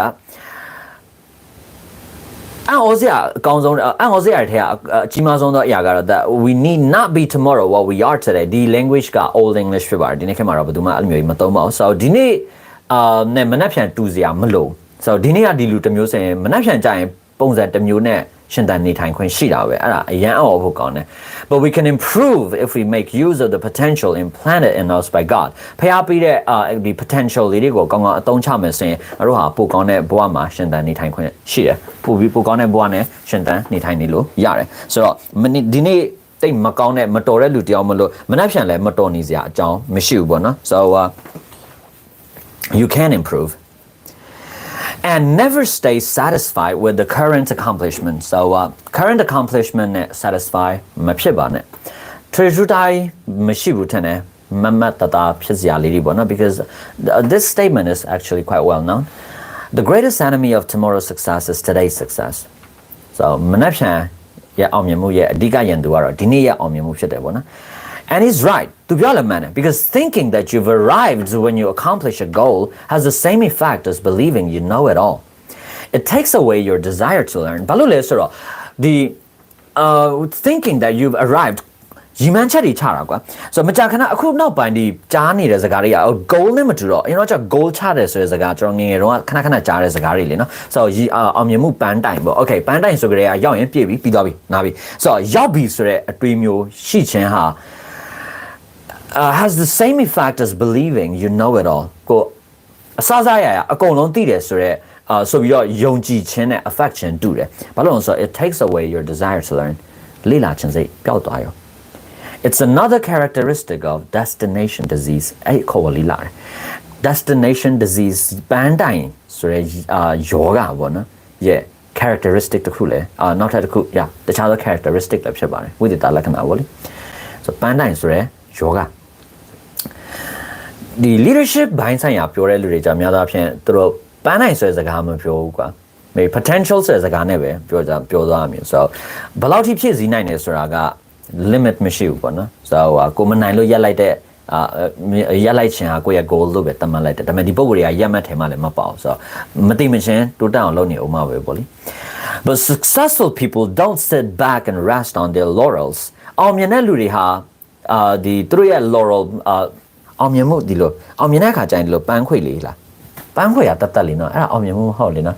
ပန်းကုန်းလို့ပြောရမယ်ထင်ပါတယ်သူခေါင်းမှာစွတ်ပေးလိုက်ကြတာမကြာခဏမလို့ဟို Greek တို့ Roman တို့ကပညာရှင်တွေ or ဘုရင်တွေရဲ့ခေါင်းမဆင်အဲ့လိုလေးစွပ်ပြီးလေးရှိတယ်အရွက်လေးနဲ့ so ပန်းခွေပန်းကုန်းအဲ့လိုပဲပြောရအောင်ခဏအဲ့လိုပဲဘာသာပြန်လိုက်မယ်အောင်မြင်တဲ့လူတွေဟာသူတို့ရဲ့ဒီပန်းကုန်းမှာမနာနေဘူးကွာအောင်မြင်မှုရတယ်ဆိုပြီးတော့မှဇိမ်းနဲ့နားနေတာမျိုးမဟုတ် they know that wins like losses are temporary အောင်မြင်မှုဆိုတာရှုံးနေမှုတွေလိုပဲယာယီဖြစ်တယ် and they have to keep growing if they want to continue being successful အဲ့တော့အောင်မြင်ဆက်ပြီးအောင်မြင်ခြင်းရန်ဆက်ပြီးတော့မှတိုးတက်နေမှရမယ်ဆိုတော့သူတို့ကသိတယ်ဒီပုဂ္ဂိုလ်ပြောတဲ့စကားပြန်လာပြီ It's one of the paradoxes of success that the things and ways which got you there are seldom those things that keep you there. ဒါအောင်မြင်မှုရဲ့ဝိရောဓိတစ်ခုလည်းဖြစ်တယ်။ဘာလဲဆိုတော့ကိုယ့်ကိုအောင်မြင်အောင်လုပ်ပြီးတဲ့အရာဟာဆက်လက်အောင်မြင်အောင်ထိန်းပြီးမဲ့အရာဖြစ်လိမ့်မရှိဘူး။လူတယောက်ဒီအဆင့်တစ်ခုရောက်ဖို့ဒါလေးလောက်လိုက်လို့အောင်မြင်သွားတဲ့ဆိုရင်အဲ့ဒါပဲဆက်လုံးနေုံနဲ့ဒီပုဂ္ဂိုလ်ဟာဆက်ပြီးတော့အောင်မြင်နေမယ်ဆိုတော့အမှန်ခံချက်မရှိဘူး။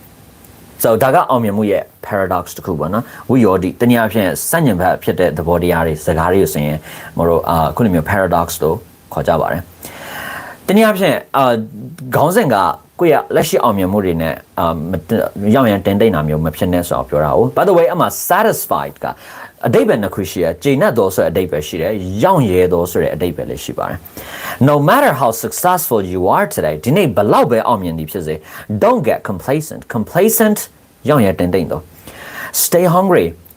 Sidney Harris insisted that a winner knows how much he still has to learn, even when he is considered an expert by others. But a loser wants to be considered an expert by others before he has learned enough to know how little he knows. Don't settle into a comfort zone, and don't let success go in your head. Enjoy your success briefly, then move on to greater growth. ဒီနေ့ဘလောက်ပဲအောင်မြင်နေပြီဖြစ်စေ don't get complacent. ရောက်ရတင်တိတ်နာမျိုးမဖြစ်ပါနဲ့ stay hungry အမြဲတမ်းစလောင်နေပါဒီပုဂ္ဂိုလ်ပြောတဲ့စကားဆိုရင် a winner knows how much he still has to learn even when he's considered an expert by others တခြားလူတွေကကျွမ်းကျင်တယ်လို့သူသတ်မှတ်နေတယ်ဆိုရင်တောင်မှ winner တယောက်ဟာသူလေ့လာစရာဘလောက်ကြံသေးတယ်ဆိုတာသူသိရစัญญံဘက်ကကျတော့ a loser သူကျတော့သူကိုယ်တိုင်တော့မှသူဘလောက်နည်းနည်းပဲသိတယ်လဲဆိုတာတနည်းအားဖြင့်သူကိုယ်တိုင်တော့မှဟိုသူတိတ်မသိဘူးဆိုတာသူမသိသေးဘူးအဲ့စကားနည်းနည်းကိုယ်ရှိတယ်ခဏကျွန်မဒီထက်ပိုမျက်စိလက်စရာကောင်းတဲ့စကားကိုပြောပြအောင်မယ် but သူကိုယ်တိုင်များမသိဘူးကွာအဲ့ဒါကိုတော့သူသဘောမပေါက်ဒါတော့မှသူများတွေကသူ့ကိုကျွမ်းကျင်တယ်လို့ထင်စေချင်တာမျိုး like တကယ်တမ်း winner တွေကကျတော့သူများတွေကဒီပုဂ္ဂိုလ်ကတီးလိုက်တာတော်လိုက်တာလို့သတ်မှတ်ရင်တောင်မှသူငါမှလိလာစရာအများကြီးရှိတယ်ဆိုတာသူသိရ loser တွေကကျတော့သူ့မှာလိလာစရာတွေအများကြီးရှိနေသေးတာတော့မှတကယ်တမ်းမတတ်သေးတာတော့မှမသိသေးတာတော့မှသူများတွေကိုဟာဒီပုဂ္ဂိုလ်တီးလိုက်တာတတ်လိုက်တာလို့ထင်စေချင်တယ် show off လုပ်ချင်တဲ့သဘောမျိုးပြောပါတယ် so don't settle into a comfort zone အဲ့တော့ comfort zone မှာ settle မလုပ်ပါနဲ့ you know comfort zone yeah don't let success go into your head အောင်မြင်မှုဆိုတဲ့ဟာကြီးခေါင်းထဲမှာတားဝင်မနေစေနဲ့ enjoy your success briefly ခဏတစ်ဖြုတ်အောင်ဝဲခံရဲဟူဘာနော်ပြီးရင်ဆက်သွားပါဒီထက်ပိုအများကြီးတိုးတက်ဖို့အတွက်ဆက်ပြီးတော့မှ move on လုပ်သွားပါအဲ့တော့ခေါင်းစဉ်ကကိုယ့်ရဲ့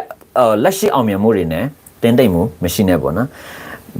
မတ်သားစရာစကားတချို့ရှိတယ်ဒီနေ့မနှက်ဖြန်ရအောင်မြင်မှုဟာ sorry ဒီနေ့ရအောင်မြင်မှုဟာမနှက်ဖြန်အောင်မြင်မှုရဲ့အကြီးမားဆုံးရန်သူဖြစ်တယ်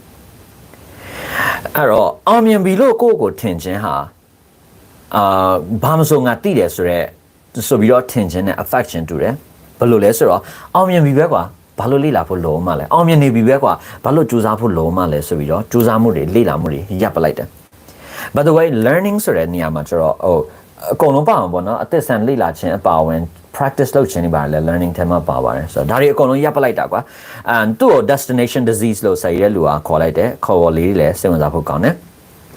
အဲ့တော့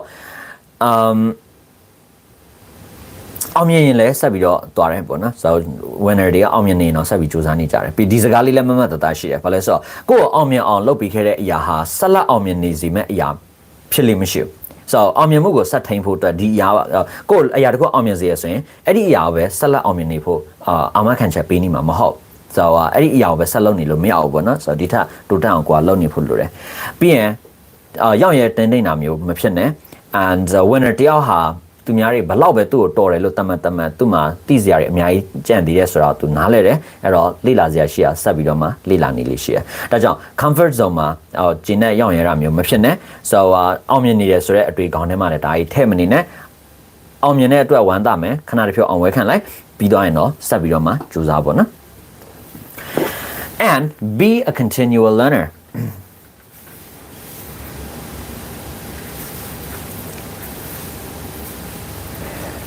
we do have some questions here though. Oh yeah, so အဖြတ်တောက်မှန်ဖို့ဘယ်လိုလုပ်ရမလဲဆိုတဲ့စကားလေးပြောဖို့မိသွားတာ sorry ဒီနေရာမှာတခုဒီ reading နဲ့ပတ်သက်တဲ့လမ်းညွှန်ချက်တခုပြီးချင်းတည်တာဘာလဲဆိုရင် learner တို့ဒီစာဖတ်တဲ့အခါမှာပေါ့နော်များသောအားဖြင့် reading အားနည်းတဲ့ reason ဆောနာကပဲပြောလိုက်တယ်ဘာလဲဆိုတော့ learner တို့ English နဲ့ပတ်သက်တဲ့ပြဿနာတွေဟာ English မရတဲ့ပြဿနာမဟုတ်ဒါပေမဲ့အဓိကကကိုမရသေးဘူးလို့ခံယူထားတာ main ပြဿနာရှိရပြီးနောက်တစ်ခုကျတော့တိထားတဲ့ဘယ်လိုပြဖြစ်နေတာနောက်တစ်ခုကျအလေးချင်းမရှိသေးတာအဲ့တော့အခါများစွာမှာအလေးချင်းမရှိသေးတော့ကွာ English မတတ်ဘူးလို့ထင်ပြီးတော့မှ English တွေကြီးစွတ်လေ့လာလိုက်တယ်အဲ့တော့ဒီ skill ကိုကိုကတကယ်တမ်းဒီဆောက်ဖို့အတွက်တတိမရတော့ပြောချင်တာစာဖတ်မယ်မဖတ်နိုင်အဲ့တော့မဖတ်နိုင်တော့ကိုကထင်လိုက်တာတကယ်တော့ဖြစ်လိရှိတာက English လိုရေးတဲ့စာတွေဖတ်များများဖတ်လိမရှိတဲ့အလေးချင်းဖြစ်တတ်တယ်ဒီခါလေးEnglish ရေးတဲ့စာတွေများများဖတ်တဲ့အကျင့်မရှိတော့ကိုအခက်ခဲကြုံမှာပဲသိရမလားဘာနဲ့တူအောင်ဆိုတော့တောင်းတန် exercise မလုပ်တဲ့လူရုပ်တရက်မာရသွန်ပြေးခိုင်းတာနဲ့တတူတယ်ဆိုတော့ဘယ်လိုလုပ်နိုင်မအောင်ရဒါပေမဲ့အဲ့လိုမနိုင်တာဟာဒီပုဂ္ဂိုလ်ကအာဟာရချိုးတဲလို့မဟုတ်ဒီပုဂ္ဂိုလ်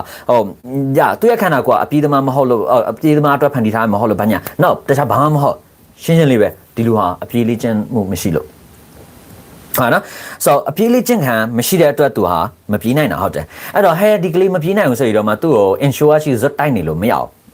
်ဟာနော် so အားရှိစေတဲ့အစားအစာကြီးဇွတ်တက်ထဲလို့မရအောင်အချိန်တန်ဝတ်တုတ်ပြေးဖြစ်သွားပဲအဖတ်တယ်မယ်ဆိုတော့ပြောချင်တာဟာသူ့အနေနဲ့ပြေးနိုင်ခြင်းတခုတည်းသောနီလန်းဟာအပြေးလေးချင်းဖို့ပဲတခြားနီလန်းမရှိဘူး like နားတာဘာညာတွေကတော့လိုတယ်ဒါပေမဲ့ဒါတွေကြတော့တိုးတက်မှုအတွက်အဟန့်တာတခုပဲဓာတ်ရိုက်ညီမဟုတ်ဓာတ်ရိုက်ညီအကောင်းဆုံးဖြစ်တယ်အဲ့တော့ learner တို့ကစာဖတ်နိုင်ခြင်းနဲ့ဆိုရင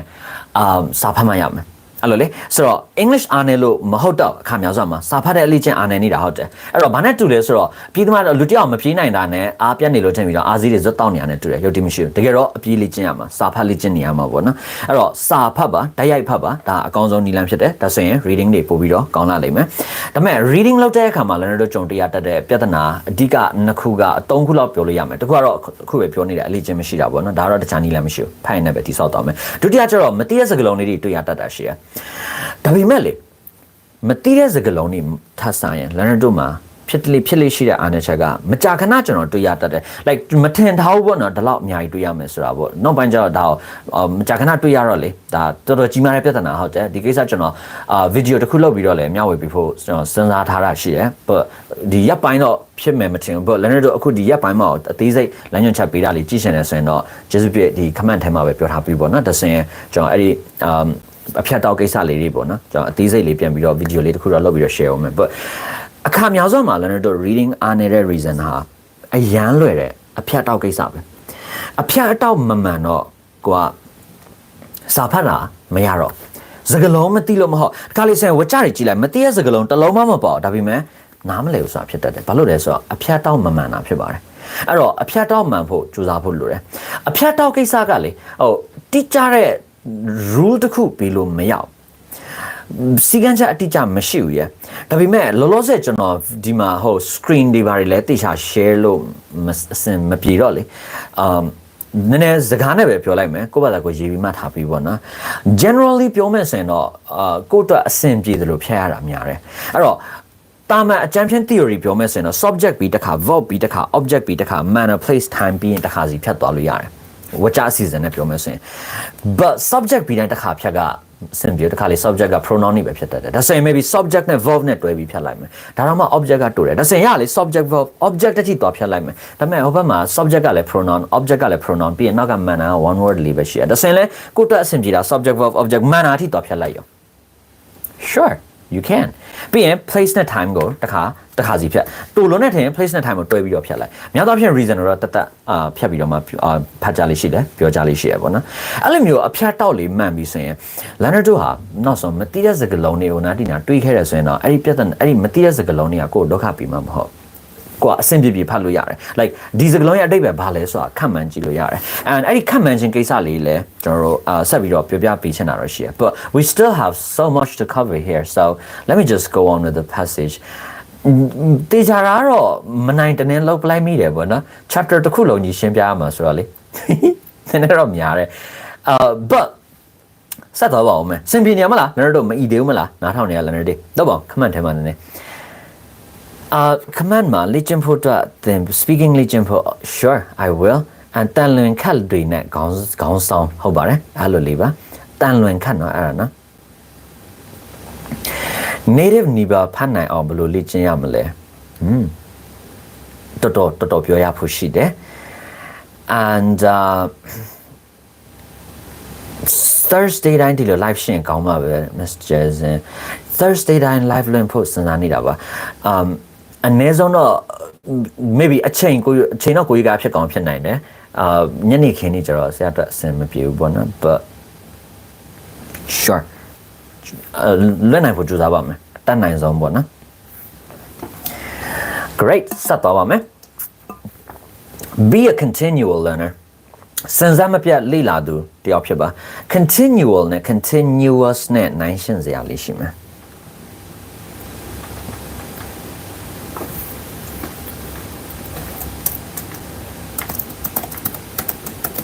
continuous နဲ့ continual နဲ့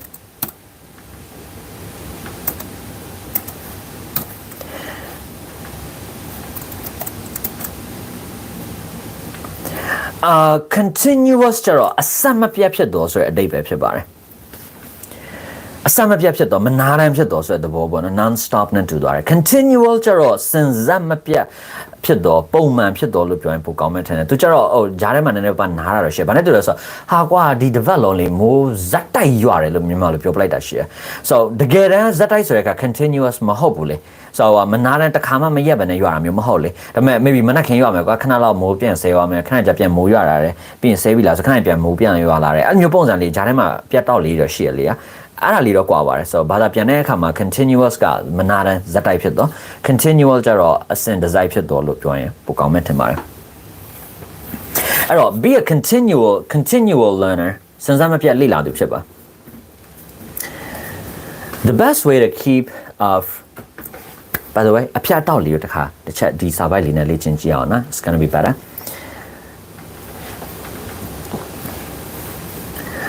the best way to keep from being satisfied with your current achievements ကျွန်တော်ရသွားနေရလေးတွေအဖျက်တော့ဖြစ်ပါတယ် the best way to keep the best way to keep from becoming the best way to keep from becoming satisfied with your current achievements is to make yourself a continual learner that kind of commitment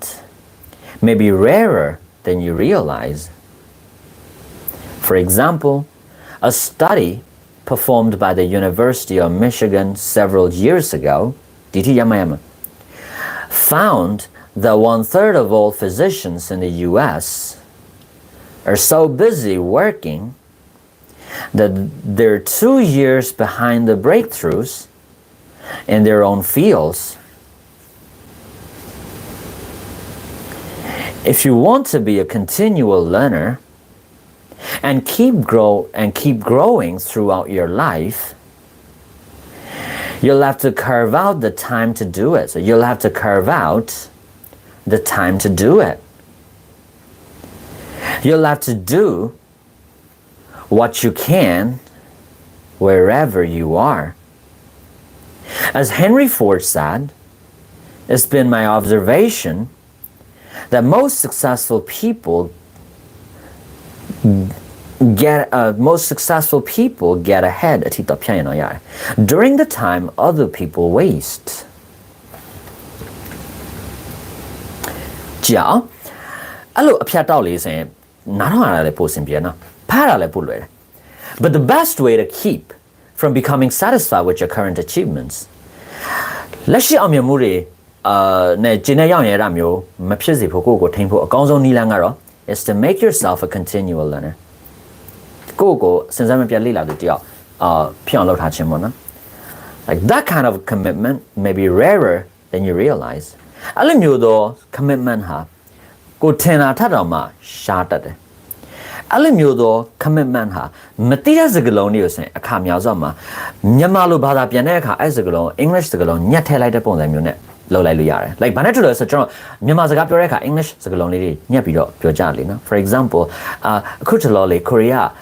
idea English learning လောက်လာတဲ့ duration နည်းနည်းလေး long ဖြစ်လာတော့လေမြန်မာ language ကို speak လောက်တာတော့မှနည်းနည်းလေးEnglish word လေးတွေကညက်ပြီးတော့မှ use လုပ်မိတယ်ပေါ့နော် so အဲ့ဒီတော့ don't mind me ပေါ့လေကိုပြောတာတွေI ပြောတာတွေ you are understand မဲ့ထင်ပါတယ် so ဒါကိုarrogant ဖြစ်တာတော့မဟုတ်ဘူးပေါ့နော် I'm not saying that ပေါ့လေဒါပေမဲ့ဒါကဘယ်လိုလဲဆို English learning နဲ့ကို used to သိဖြစ်သွားတဲ့အခါကျတော့ကို all the time English language ကိုပဲ speak လုပ်ချင်တာမျိုးကိုရဒီ mouse ကနေလေ English word တွေပဲ come out ပေါ့နော် yeah အဲ့ဒါပေါ့နည်းနည်းတော့အမြင်ကပရောကောင်းတယ်ပြောချင်တာအဲ့လိုမျိုးပေါ့နော်မြန်မာစကားပြောတဲ့အခါ English စကားလုံးတွေဂျာညက်လေးရှိရအဲ့လိုမျိုးမတိရစကားလုံးတွေကိုဆင်လဲလေတခါတည်း dictionary မှာပြေးရှာတာမျိုးမလုပ်ပဲနဲ့အခုလိုမျိုးဝကြပိုင်းလေးကိုဘာသာပြန်လိုက်မြန်မာလိုဘာသာပြန်လိုက်မတိရစကားလုံးခက်တီတီနဲ့ English စကားလုံးညက်ပြီးတော့ပြောလိုက်တယ်လို့ပြန်ကြည့်သလားခါများစွာမှာနားလဲလေးရှိရနားမလဲဦးဆိုရင်တော့မှဝကြရဲ့ရှေ့နောက်ဖတ်ကြည့်ပြီးတော့ဒီစကားလုံးအတိတ်ပဲဘာလဲဆိုတာခံမှန်းကြည့်လို့ရတယ်အဲ့ဒီ exercise တွေတော့ကျွန်တော်ဒီလို reading video လေးတွေရေရှည်တင်ရင်နဲ့ကျွန်တော်ရေရှည်ဖြည်းဖြည်းချင်း train ပေးခြင်းနဲ့ဆိုတော့ဖြည်းဖြည်းချင်းသွားတာပေါ့နော်ဆိုတော့လောလောဆယ်ဒီအကြောင်းဒီ video မှာစပြီးပြောဖြစ်သွားပြီဆိုတော့ရသလောက်ဖြည်းဖြည်းချင်းလေ့ကျင့်ကြတာပေါ့လေ so that kind of commitment ကအဲ့လိုမျိုးသော commitment က maybe rarer than you realize ကိုတိထားတာကိုထင်ထားတာတော့မှပူရှားလိမ့်မယ်တနည်းအားဖြင့်လက်ရှိအောင်မြင်မှုရှိနေရတော့မှတောက်လျှောက်လေ့လာနေတယ်ဆိုတော့ commitment ကိုပြောပါတယ် so စူးစိုက်အားထုတ်မှုပေါ့နော် for example a study ဒါဥပမာပေးထားဖြစ်ပါတယ် so US က physician တွေဆရာဝန်တွေရဲ့သုံးပုံတစ်ပုံလောက်ဟာသူတို့ရဲ့ဒီနယ်ပယ်မှာရှိခဲ့တဲ့ breakthrough တွေလွန်ခဲ့တဲ့နှစ်လောက်ကဖြစ်ခဲ့တဲ့ breakthrough တွေတနည်းအားဖြင့်ကြီးမားတဲ့ပြောင်းလဲမှုတွေကွာပြောင်းလဲမှုချက်ချင်းမှမဟုတ်ပါဘူး I don't really know how to translate that anymore sorry ရှာဖွေတွေ့ရှိမှုအကြီးစားကိုပြောပါတယ်ညso သူတို့ရဲ့နယ်ပယ်မှာရှိတဲ့ရှာဖွေတွေ့ရှိမှုအကြီးစားတကယ်အကြီးစားဆိုတာအရင်တော့အဲ့ဒီဟာမသိခဲ့တော့လှုပ်ဆောင်နိုင်စွမ်းတွေ limit ဖြစ်ခဲ့တာအဲ့ဒီရှာဖွေတွေ့ရှိမှုဖြစ်ပြီးနောက်ပိုင်းအဲ့ဒီ limit ကြီးကိုပျောက်သွားလောက်အောင်ကိုကြီးမားတဲ့ရှာဖွေတွေ့ရှိမှုကွာအဲ့လိုမျိုးရှာဖွေတွေ့ရှိမှုတွေနောက်နှစ်လောက်ကိုနောက်ကျနေပြောချင်တာဆရာဝန်တွေအလုပ်အရန်များနေလို့လေ့လာမှုကိုမလုပ်နိုင်တဲ့အခါလွန်ခဲ့တဲ့နှစ်လောက်မှာဖြစ်ခဲ့တဲ့ breakthrough တွေကိုတော့အခုချိန်မှာသူတို့မသိသေးဘူးအဲ့ဒီဟာအလောက်ကိုဖြစ်နေတယ်ပေါ့နော် so ဒါက continual learner မဖြစ်ကြခြင်းကိုပေါ်လွင်အောင်ပြောရှင်းဖြစ်ပါတယ်အဲ့တော့ if you want to be a continual learner and keep growing throughout your life you'll have to carve out some time to do it အဲ့တော့လေ့လာဖို့အချိန်ပေးမှရမယ် you'll have to do what you can wherever you are ဘယ်မှာဖြစ်လုပ်နိုင်တာတော့လုပ်ပေါ့နော် Henry Ford ပြောလို့ဆိုရင်ဒီအောင်မြင်သူတည်တဲ့အောင်မြင်တဲ့လူတွေဟာအောင်မြင်တဲ့လူတွေဟာတခြားလူတွေဖြုံးတီးတဲ့အချိန်ကိုအသုံးချတဲ့လူတွေပေါ့လေ sorry တခြားလူတွေအချိန်ဖြုံးတဲ့အချိန်မှာအရှိရောက်သွားတဲ့လူတွေပဲဖြစ်တယ် yeah get ahead That's one reason I carry books and magazines with me whenever I travel. Like during the downtime, such as waiting for a connection in an airport, I can go through a stack of magazines, reading and cutting out articles, or I can skim through a book, learning the major concepts and pulling out quotes I'll be able to use later. And when I'm in town, I maximize my learning time by continually listening to instructive tapes in my car. So, those are saying, more like မသိရင်တော့တိတ်ပြဿနာမရှိဘူးစာရည်တဲ့လူရောဒါဆိုရင် तू ချိန်ပြည့်လေ့လာနေဖို့အတွက်ဘာတွေလုပ်လဲဆိုတာပြောတာကွာနည်းပါနားလဲမယ်နားမလဲတချို့နေရာတွေရှင်းလဲ तू အမြဲမပြတ်လေ့လာနေတယ်ဆိုတာလေးသိရတယ်အဆင်ပြေသွားပြီ so ဆက်ကြည့်မယ် Frank A. Clark said most of us must learn a great deal every day in order to keep ahead of what we forget ဒီစကားလေးကြိုက်တယ်ကျွန်တော် like နေ့တိုင်းမိတာတွေရှိရလေနော်အဲ့တော့ကိုမိတာကိုကြော်တက်ဖို့အတွက် like ကွာထားပါတော့10ခုမိတယ်ဆိုရင်အဲ့ဒီ10ခုစာကိုကာမိစီဖို့အတွက်ကိုက15ခုစာလောက်လေ့လာနေမှရမယ်ပေါ့နော်ဆိုတော့တရက်မိသွားတာများတဲ့အတွက်အဲ့ဒီမိသွားတာတွေကိုကာမိစီဖို့ကိုကများလေ့လာနေမှရမယ်နေ့တိုင်းလေ့လာနေမှရမယ် I love that sense actually and learning something every day is the essence of being a continual learner You must keep improving yourself, not only acquiring knowledge to replace what you forget or what's out of date, but building on your building on what you learned yesterday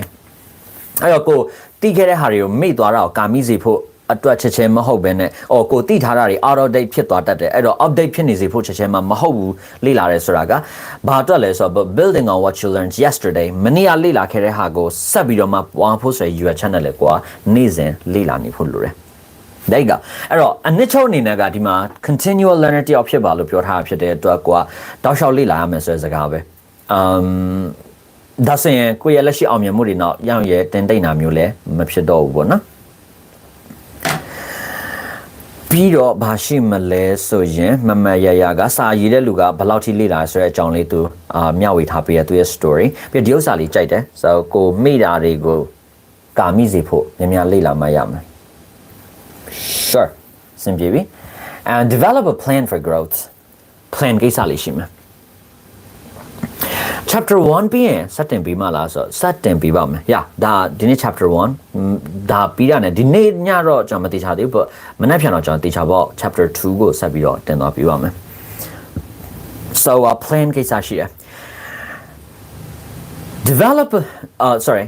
a plan for growth. The key to a life of continual learning and improvement lies in developing a specific plan for growth and following through with it. I recommend a plan that requires an hour a day, 5 days a week. So, တိုးတက်ဖို့အတွက်ကွာ plan ဆွဲမှရမယ်အဲ့ဒီ plan အတိုင်းလိုက်နာနေမှရမယ်အဲ့တော့တနာရီတစ်ပတ်ကိုတနာရီနှုန်းပြီးတဲ့တရက်ကိုတနာရီနှုန်းနဲ့တစ်ပတ်ကို9ရက်အချိန်ပြီးတဲ့ plan လေး recommend လုပ်တယ် So I use that as a pattern because of a statement by Earl Nightingale ဒီပုဂ္ဂိုလ်ပြောခဲ့တဲ့စကားကြောင့်ပေါ့နော် If a person will spend an hour a day on the same subject for 5 years that person will be an expert on that subject ဒါတော့သူပြောတဲ့စကားပေါ့နော်စိတ်ဝင်စားဖို့တော့ကောင်းတယ်လူတစ်ယောက်ဟာ subject တစ်ခုပေါ်မှာတရက်တနာရီနှုန်းနဲ့ subject တစ်ခုကိုလေ့လာမယ် subject တစ်ခုကိုလုပ်ဆောင်မယ်ဆိုရင်ငါးနှစ်ဆိုရင်အဲ့ပုဂ္ဂိုလ်အဲ့ subject မှာ expert ဖြစ်နိုင်တယ်ပေါ့လေ So isn't that an incredible promise? It shows how far we are capable of going when we have the discipline to make growth our daily practice. So growth ကိုနေ့စဉ်လှုပ်ဆောင်မဲ့ practice အနေနဲ့ဒီစီကံလေးနဲ့ချမှတ်ထားမယ်ဆိုရင်ကျွန်တော်တို့လှုပ်ဆောင်နိုင်စွမ်းဘယ်လောက်ထိရှိတယ်ဆိုတာလည်းပြရတယ်ပေါ့နော်တရက်တနိုင်လောက်လေးပဲစီကံရှိရှိနဲ့လေ့လာတော့မယ်ဆိုရင်9နှစ်ဆန် expert ဖြစ်သွားနိုင်တယ်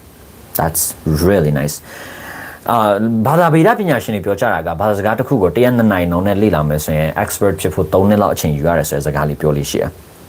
So that means 3နှစ်လောက်လေ့လာလိုက်တရက်2နိုင်လောက်ပဲလေ့လာလိုက်လုံးဝ expert ဖြစ်သွားမယ်ပေါ့နော် So တယောက်နဲ့တယောက်တော့ကွဲမှာပေါ့ but more or less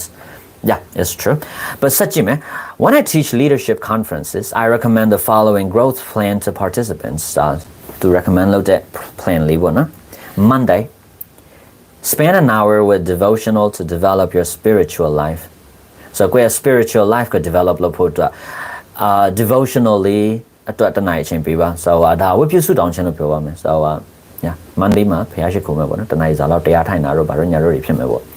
Tuesday, spend an hour listening to a leadership podcast or audio lesson, okay? Wednesday, spend 1 hour filing quotes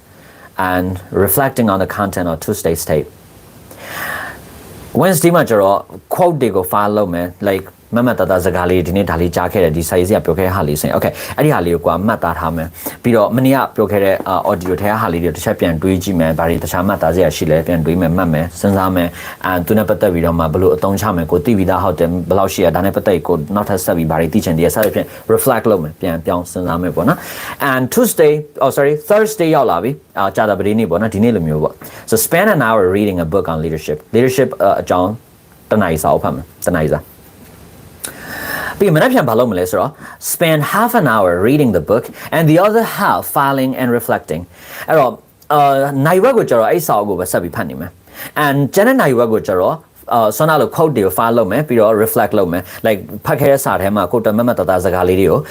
Tishali Jibio Matarari, Piro go Pakera Salio, reflect low da, or not so in the Baga Pakera Halidio, low Piakela, sorry, don't reflect low yametene. So the lobby, not so a low chance, Senima Lolia, so the developma, Dari Pakera, Dari Matakera, Dari apply locala, in the Baga apply locala, Balum low Piakale, Balu Piakale, and my day, go to a Baloti Tomale, reflect low, not about giant, go Diga Bay Point or Don Chame, Tali for reflect. And then even in the Yabi saying, no, main wedgie, show my one. Good, so summit. And as you develop your plan for growth, starts by identifying 3 to 5 areas in which you desire to grow ဒီလို plan ဆွဲတဲ့အခါမှာကိုအဓိကတိုးတက်ချင်တဲ့ area 3ခုကနေ5ခုကြောင်အရင်ရှာဖွေထားလိုက်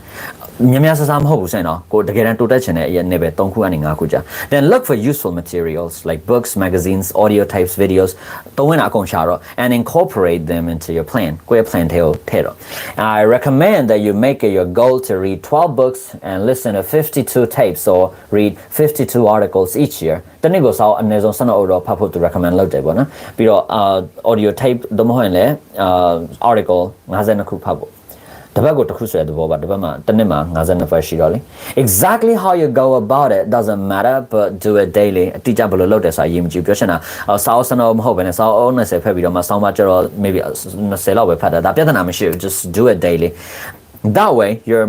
more likely to follow through and get it done than if you periodically put it off and then try to catch up so ဘယ်လိုလုပ်တယ်ဆိုတာဒါအရေးမကြီးဘူးပေါ့နော်ကြိုက်လို့လုပ်လို့ရတယ်ပိုထရောက်တဲ့နီလန်ဟုတ်တယ်နေ့စဉ်လုပ်ဖို့ပဲနေ့စဉ်လုပ်ရင်ပိုကောင်းတယ်ဘာလို့ဆိုတော့အဲ့လိုမှမဟုတ်ဘဲနဲ့ကိုကmaybe ဒီတစ်ပတ်မလုပ်ဖြစ်တော့နားလိုက်တယ်ပြီးမှနောက်တစ်ပတ်ကျမှဟာအရင်တစ်ပတ်ကငါစားလို့ဖတ်ရမယ်ဆောင်းပါတစ်ပုတ်ဖတ်ရမှာဆိုတော့ဒီတစ်ပတ်ဆောင်းနောက်ဖတ်လိုက်မယ်ဆောင်းပါနှစ်ပုတ်ဖတ်လိုက်မယ်ဘာနဲ့တူလဲဆိုတော့ကျောင်းသူကျောင်းသားတွေလုပ်တယ်လို့မျိုးပေါ့နော်ဆိုတော့မဖတ်သေးဘူးကမလုပ်သေးဘူးကနောက်နေ့ကျမှပေါင်းပြီးတော့လုပ်လိုက်တာမျိုးဒါကတိတ်ထရောက်တဲ့နီလန်မဟုတ်ဘူးပြောပါတယ်And we have paid the price, find a way to apply what you learn. The final way ကတိတ်စိတ်ဝင်စားဖို့တော့ကောင်းတယ် but တခုကလေကျွန်တော်8နာရီထိုးသွားပြီပေါ့နော်ကျွန်တော်စီမှာဆိုတော့2နာရီပြည့်သွားတဲ့သဘောပေါ့ live ကမနာတဲ့စကားပြောရမျိုးပါ and မနိုင်တော့ရမော်လဲမော်သွားပြီနောက်လဲကြာနေပြီပြီးတော့များလဲများသွားပြီဆိုတော့ဒါတွေကိုကျွန်တော်ကျန်တဲ့နှစ်ခုတော့မရှင်းပြတော့ပါဘူး but maybe not live မှာချိန်မီရင်လဲရှင်းပြပေးမယ်လူအခဲရင်ပေါ့နော်ဒီမှာပဲရက်လိုက်လို့ရမယ်ထင်ပါတယ်ဒီရှင်းလင်းချက်ကိုပေါ့ဒါပေမဲ့အနှစ်ချုပ်စကားလေးနည်းနည်းလေးပြောပါမယ် by the way ဒီမှာမေခွန်းတချို့ရှိလာတော့ကြည့်ပြရစီအောင်မရှိတဲ့ရ reading test ဖြစ်တဲ့အခါမေခွန်းဖတ်ပြီးမှစာပဲဖတ်ရမှာလားစာပဲကိုဖတ်မှမေခွန်းဖတ်တယ်လားမေခွန်းကိုအရင်ဖတ်ပြီးမှစာပဲဖတ်ပါအဲ့ဒါပိုကောင်းတဲ့နည်းလမ်းဖြစ်ပါတယ် because မေခွန်းဖတ်ခြင်းအပြင်စာပဲမှာဘာအကြောင်းရေးထားလဲဆိုတာလဲကွာယဉ်နေသွားမယ်ပြီးတော့နောက်ဆုံးကွာမေခွန်းတွေဖတ်လိုက်တော့မေခွန်းတွေနဲ့ကောင်းကောင်းယဉ်နေသွားပြီဆိုရင်စာပဲကိုဖတ်တဲ့အခါမှာဟာဒီစာပဲမှာဒီအကြောင်းအရာနဲ့ပတ်သက်ငါမေခွန်းတွေးထားတဲ့ဆိုတာမျိုး link လုပ်လို့ရမဟုတ်စာပဲအရင်ဖတ်ပြီးမှမေခွန်းဖတ်ဆိုစာပဲမှာပြန်ရှာဆိုမထူးမေခွန်းရင်ဖတ်လိုက်ပါအများနဲ့ပိုကောင်းတဲ့အရာဖြစ်တယ်ချိန်က limit ရှိတော့ဖတ်တာဖတ်လိုက်တယ်ဖတ်ပြီးတာနဲ့မသိတော့လူမျိုးဖြစ်နေလို့ဆိုတော့တခုရှိတာပေါ့ test ဖြစ်တဲ့အခါကျတော့ကိုဖတ်လိုက်တဲ့အကြောင်းအရာမှတ်မိနေစရာမလိုအဓိကအမှတ်ရဖို့ပဲလိုတဲ့ချကိစ္စမရှိပါလား It's really nice it doesn't matter Alright so နောက်ထပ်မိခွန်းနေတော့ကျွန်တော်ဒီ comment ထဲမှာတော့မတွေ့တော့အဲ့တော့အနည်းချုပ်မယ်ဆိုရင်ပထမတစ်ချက်ဝမ်းသာစရာပေါ့နော်ဆိုတော့ခုဒီအရန်ဝမ်းသာပါတယ် reading လုပ်ပြီးချင်တာတနည်းမဟုတ်တနည်းနဲ့ပေါ့နော်ကျွန်တော်တစ်ခါတော့ read and listen ဆိုတဲ့အစီအစဉ်လေးလုပ်လိုက်သေးတယ်မအောင်မြင်တော့ like not many people like that or watch them အဲ့တော့ဒီနေ့ဒီ season လေးပြောင်းလိုက်တယ် and Leonard တို့သဘောကျနေမှာလို့မျှော်လင့်ပါတယ် andဒီနေ့ live ကိုတော့ကျွန်တော်ပြန်တင်ထားပြီးမယ်ပြီးကျွန်တော်လည်းအစဆုံးကြည့်ပါမယ်အထူးသဖြင့်ဒီ live မှာဒီကဘာတွေလိုအပ်ချက်ဖြစ်ခဲ့လဲကျွန်တော်ဘက်ကဘာတွေအားနည်းချက်တွေဖြစ်ခဲ့လဲဆိုတာကြည့်မယ် and ဒီ live ကိုဒီထက်ပိုကောင်းအောင်နောက်နေ့ကြိုင်ပါနော်ဒီထက်ပိုကောင်းအောင်ကျွန်တော်ဆက်ပြီးတော့စူးစမ်းသွားပါမယ် and ပြန်ပြောမယ်ဆိုရင်ဒီ live ကိုတော့ sorry ဒီစာအုပ်ကိုတော့ကျွန်တော်နောက်ထပ် chapter တွေတော့တင်ထားပေးပါမယ် and ဒီစာအုပ်ကိုတော့ကျွန်တော်စားခဲ့တာဖြစ်တဲ့အတွက်ကျွန်တော်ဆုံးအောင်တော့ဒီဖတ်ပြပေးမှာပါဒါပေမဲ့ဒီ season အောင်မြင်ရေးရ Leonard တို့ပေါ့အများကြီးမှုတည်တယ် because ကျွန်တော်ဒါ live လုပ်နေတယ်ဘယ်သူမှမကြည့်နေဘူးဆိုရင်လည်းဒါအကျိုးမရှိတော့ဘူးဖြစ်သွားလိမ့်နော်အဲ့တော့ဒီ season ကဒီစာအုပ်ပြီးရင်တော့ရပ်သွားမှာပေါ့အဲ့လိုမျိုးမဖြစ်စေဖို့ပေါ့ဆိုတော့ကျေးဇူးပြုသဘောကျတယ်ဆိုရင်လည်းကြည့်ရသဘောကျတယ်ဆိုရင်လည်း comment ထဲမှာပြောထားပေးပေါ့နော် and share တာတွေပါလုပ်ပြီးလို့ရရင်တိတ်ကောင်းပါတယ်that'll be really appreciated ဒါဆိုရင်နောက်ထပ်လူတွေလည်းမသိသေးတဲ့လူတွေလည်းပို့ပြီးတော့မှသိသွားပါပေါ့နော်ဒါဆိုရင်ပို့ပြီးတော့မှအောင်မြင်သွားတယ်ဆိုရင်ဒါဒီထက်ပိုကောင်းတဲ့စာအုပ်တွေဒီထက်ပိုများတဲ့အကြောင်းအရာတွေနဲ့ကျွန်တော် share ဆက်ပြီးတော့ဒီ season ကိုထိန်းထားလို့ရတာပေါ့လေ so အနှစ်ချုပ်မယ်ဆိုရင်ဒီလို reading ဘိုင်းဆိုင်ရာမှာ Leonard တို့အားနေတဲ့ဆိုတာအဓိက English အားနေတဲ့ပြဿနာဖြစ်လိမ့်မရှိဘူး maybe အားလည်း reason တော့ဖြစ်ကောင်းဖြစ်မယ် but that's not the sole reason အဲ့တော့အခါများစွာမှာစာဖတ်တဲ့အလေ့ကျင့်မရှိတာပြီးတော့လေမလုံးမနေရဆိုရဲစနစ်ကလည်းအဲ့ဒီစနစ်မရှိတာလဲ Leonard တို့ကိုဒုက္ခပေးလို့ရှိရဘာလဲဆိုတော့မဖတ်လို့မရဘူးလို့ဒါပြောကြည့်ပါလားဖတ်ကိုဖတ်တော့မှအခါကျရင်ဘာနဲ့တူလဲဆိုတော့ကျွန်တော်မြန်မာမှာနေတဲ့အခါမှာကျရင်ကွာငါ English လိုလည်းမပြောတတ်ဘူး English လိုလည်းမဖတ်တတ်ဘူးစာလည်းမရေးတတ်ဘူးအဲ့လိုပဲနိုင်ငံခြားရောက်တော့ English လိုမပြောနေရမွတ်နေရပဲဘာလို့တော့အဲ့ချိန်ကျမှရှင်းငါ English လိုမပြောတတ်ဘူးဆိုတာမျိုးပြောခွင့်သူ့မှာမရှိတော့ပြောရင်ပြောမပြောရင်ဒုက္ခရောက်မှာ အဲ့တော့မပြောလို့ကိုမရတော့ तू ကဘယ်လိုနည်းနဲ့ဖြစ်ကြိုးစားပြီးပြောတော့တာဟုတ်တယ်နော်ဒီသဘောပဲအခုဒီဟာကိုယ့်ကိုနည်းနည်းလေးထိန်းပေးပါလားအဲ့လိုမျိုးလေး like ဒါ discipline တစ်ခုလည်းဖြစ်သွားမယ်စီကံတစ်ခုလိုလည်းဖြစ်သွားတာပေါ့နော်ကိုယ့်ကိုထုတ်ထားတဲ့စီကံလေးပေါ့ဘာလဲဆိုတော့မဖတ်လို့မရအောင်ဒီစာအုပ်လုံးဝဖတ်ကိုဖတ်ရမယ်ပေါ့နော်မဖတ်မနေရဆိုတော့ force တွေတစ်ခုလောက်ထားပေးပါလားဘယ်လိုနည်းနဲ့ဖြစ်ပေါ့ like စာမေးပွဲအတွက်စာလုပ်နေတဲ့လူတယောက်လမ်းတို့သတိထားကြည့်လမ်းတို့ score တန်း7တန်းနေမှာဖတ်ခဲ့တဲ့စာတွေက like ဒီစာထက်အများကြီးပို့ခတ်တယ်အဲ့တော့ကကျတော့ခတ်တယ်ဆိုပြီးတော့ညီးပိုင်ခွင့်မရှိဘူးဟာနော်မဖတ်မနေရမလို့ဖတ်ခဲ့ရတာပဲဆိုတော့ဖြေခဲ့ရတာပဲဒီသဘောတရားအတိုင်းပဲခဏလောက်အဲ့လိုမျိုးကိုယ့်ကို limit လုပ်ပလိုက်မဖတ်လို့မရဘူးဒါဖတ်ကိုဖတ်ရမယ်အဲ့လိုမျိုးကိုယ့်ကို push လုပ်ပြီးတော့မှမရအောင်ဖတ်မယ်ဆိုရင်လောက်ဖြစ်သွားတယ်အဓိကအဲ့ဒါပဲလိုအပ်တာ because ဒီလို video တွေလုပ်ရင်လည်း learner တို့ကိုဒီ English စာအုပ်တွေဖတ်ရတဲ့တတိပေးရှင်တယ် like ဖတ်နိုင်တယ်ဆိုရင်ယုံကြည်မှုပါတတိမဟုတ် because learner တို့ကဖတ်နိုင်တယ်ဆိုရင်ရှိပြီးသားအခါများဆိုမှာအဲ့ဒီယုံကြည်မှုကိုပေးရှင်တယ် English စာအုပ်တွေဖတ်တဲ့အလေးကျင့်လည်းဖြစ်ဒီရစေချင်တယ် that's it ဒါဆိုရင် learner တို့ရှေ့လျှောက်ဆက်ပြီးတော့ဖတ်သွားလို့ရတယ်ဟာနော်ဒါဆိုရင်ဒီ live တွေတော့ကြည့်နေစရာမလိုတော့ but ဒီ live တွေမှာကျတော့သူတို့ဖြင့် learner တို့ဖတ်ခဲ့တဲ့စာတွေကိုကိုဖတ်လာနားလည်မှုရှိလားမရှိခဲ့လားဆိုတာလေးသိရပါတယ်ပြီးတော့စာဖတ်ဖို့နည်းလမ်းလေးလည်းသိရတာရှိရဆိုတော့ဒီနေ့ကျွန်တော် video ထဲမှာပြောခဲ့တဲ့ဟာလေးတွေဆိုရင်အဓိကအဖြတ်တော့အရေးကြီးရဆိုတာလေးပြီးတော့မသိရစကလုံးတွေကိုမရှာဘဲနဲ့ခံမှန်းကြည့်လို့ရတဲ့ဟာလေးကျွန်တော် intro လေးပဲဝင်ရသေးတယ်နောက်နေ့ video တွေမှာဒါတွေကိုဆက်ပြီးတော့ကျွန်တော်တရုပ်ပြပါအောင်မယ် and အဲ့အကြောင်းလေးကျွန်တော်နောက် video မှာဒီထက်ပိုကောင်းအောင်လုပ်မယ်ဆိုတာကဒီနေ့ကျတော့အကုန်လုံးရှင်းပြလိုက်တော့တချို့အရေးကြီးတဲ့စကားတွေအကုန်လုံးပြောခွင့်မရလိုက်ဘူး နောက်နေ့ဒီမှာတော့အရေးကြီးတဲ့စကားတွေကိုပို့ပြီးတော့မှများများပြောနိုင်ဖို့ကျွန်တော် video design လေးနည်းနည်းဆက်ပြီးတော့ပုံစံပြောင်းပြီးတော့မှတင်ဆက်ပြီးတော့ပါမယ် and နောက်တစ်ခုကျတော့စကားလုံးမသိဘူးဆိုရင် dictionary မှာသွားရှာရမှာလားဆက်ပြီးဖတ်ရမှာလားဆိုတဲ့ကိစ္စပေါ့နော်အဲ့ဒါလည်းအဓိကကိုယ့်ရဲ့နားလည်မှုကိုတရားမှုရှိနိုင်လားဆိုတော့ကြည့်ပြီးတော့မှနားလည်မှုတရားမှုမရှိနိုင်ဘူးဆိုရင်မရှာဘဲနဲ့ဆက်ပြီးတော့ခံမှန်းကြည့်ပြီးတော့ပဲဘာကိုပြောချင်တာကွာဆိုတော့ခံမှန်းကြည့်လို့ရအောင်ဆိုရင်အဲ့လိုခံမှန်းပြီးတော့ဆက်ပြီးဖတ်မယ်နားလည်မှုကိုထိခိုက်စေတဲ့ဆိုမှကွာ dictionary မှာသွားရှာမယ်ပေါ့အဲ့ဒါပြောမှကျွန်တော်နောက်နေ့ဆက်ပြီးပြောပေးချင်တာတွေထဲမှာ dictionary ဘယ်လို dictionary တွေတုံးတင်လဲအထူးသဖြင့်တော့ like English မြန်မာ or English to English ဘယ်ဥစားတုံးရမှာလဲပြီးတော့ dictionary ဘယ်လိုကြည့်ရမှာလဲအထူးသဖြင့်စာဖတ်နေတဲ့အချိန်မှာ dictionary ကိုဘယ်လိုအသုံးချရမှာလဲပြီးရင်ဒီမှာ vocab ကိစ္စမေးခွန်းတွေမိတာတွေရှိရဆို vocab တွေကိုဘယ်လိုလေ့လာရမလဲဒီကိစ္စတွေကျွန်တော်ဒီလို reading လုပ်ရင်လည်းဆက်သွားဖို့ရှိရပြောမယ်ဆိုရင်ဒီဥစား class တစ်ခုပဲ this is not simply a live this is a classroom actually this is nice I love this andတကယ်ဝမ်းသာပါတယ်ဒီနေ့အစီအစဉ်လောက်ရတာ but ဒီနေ့တော့ဒီမှာပဲရအောင်ကျွန်တော်လည်းနောက်ကျနေပြီပြီးမှရမယ် bye bye guys good night take care အဲ့တော့ဘယ်လို end လောက်ရတာလဲပေါ့နော် that's a problem okay there you go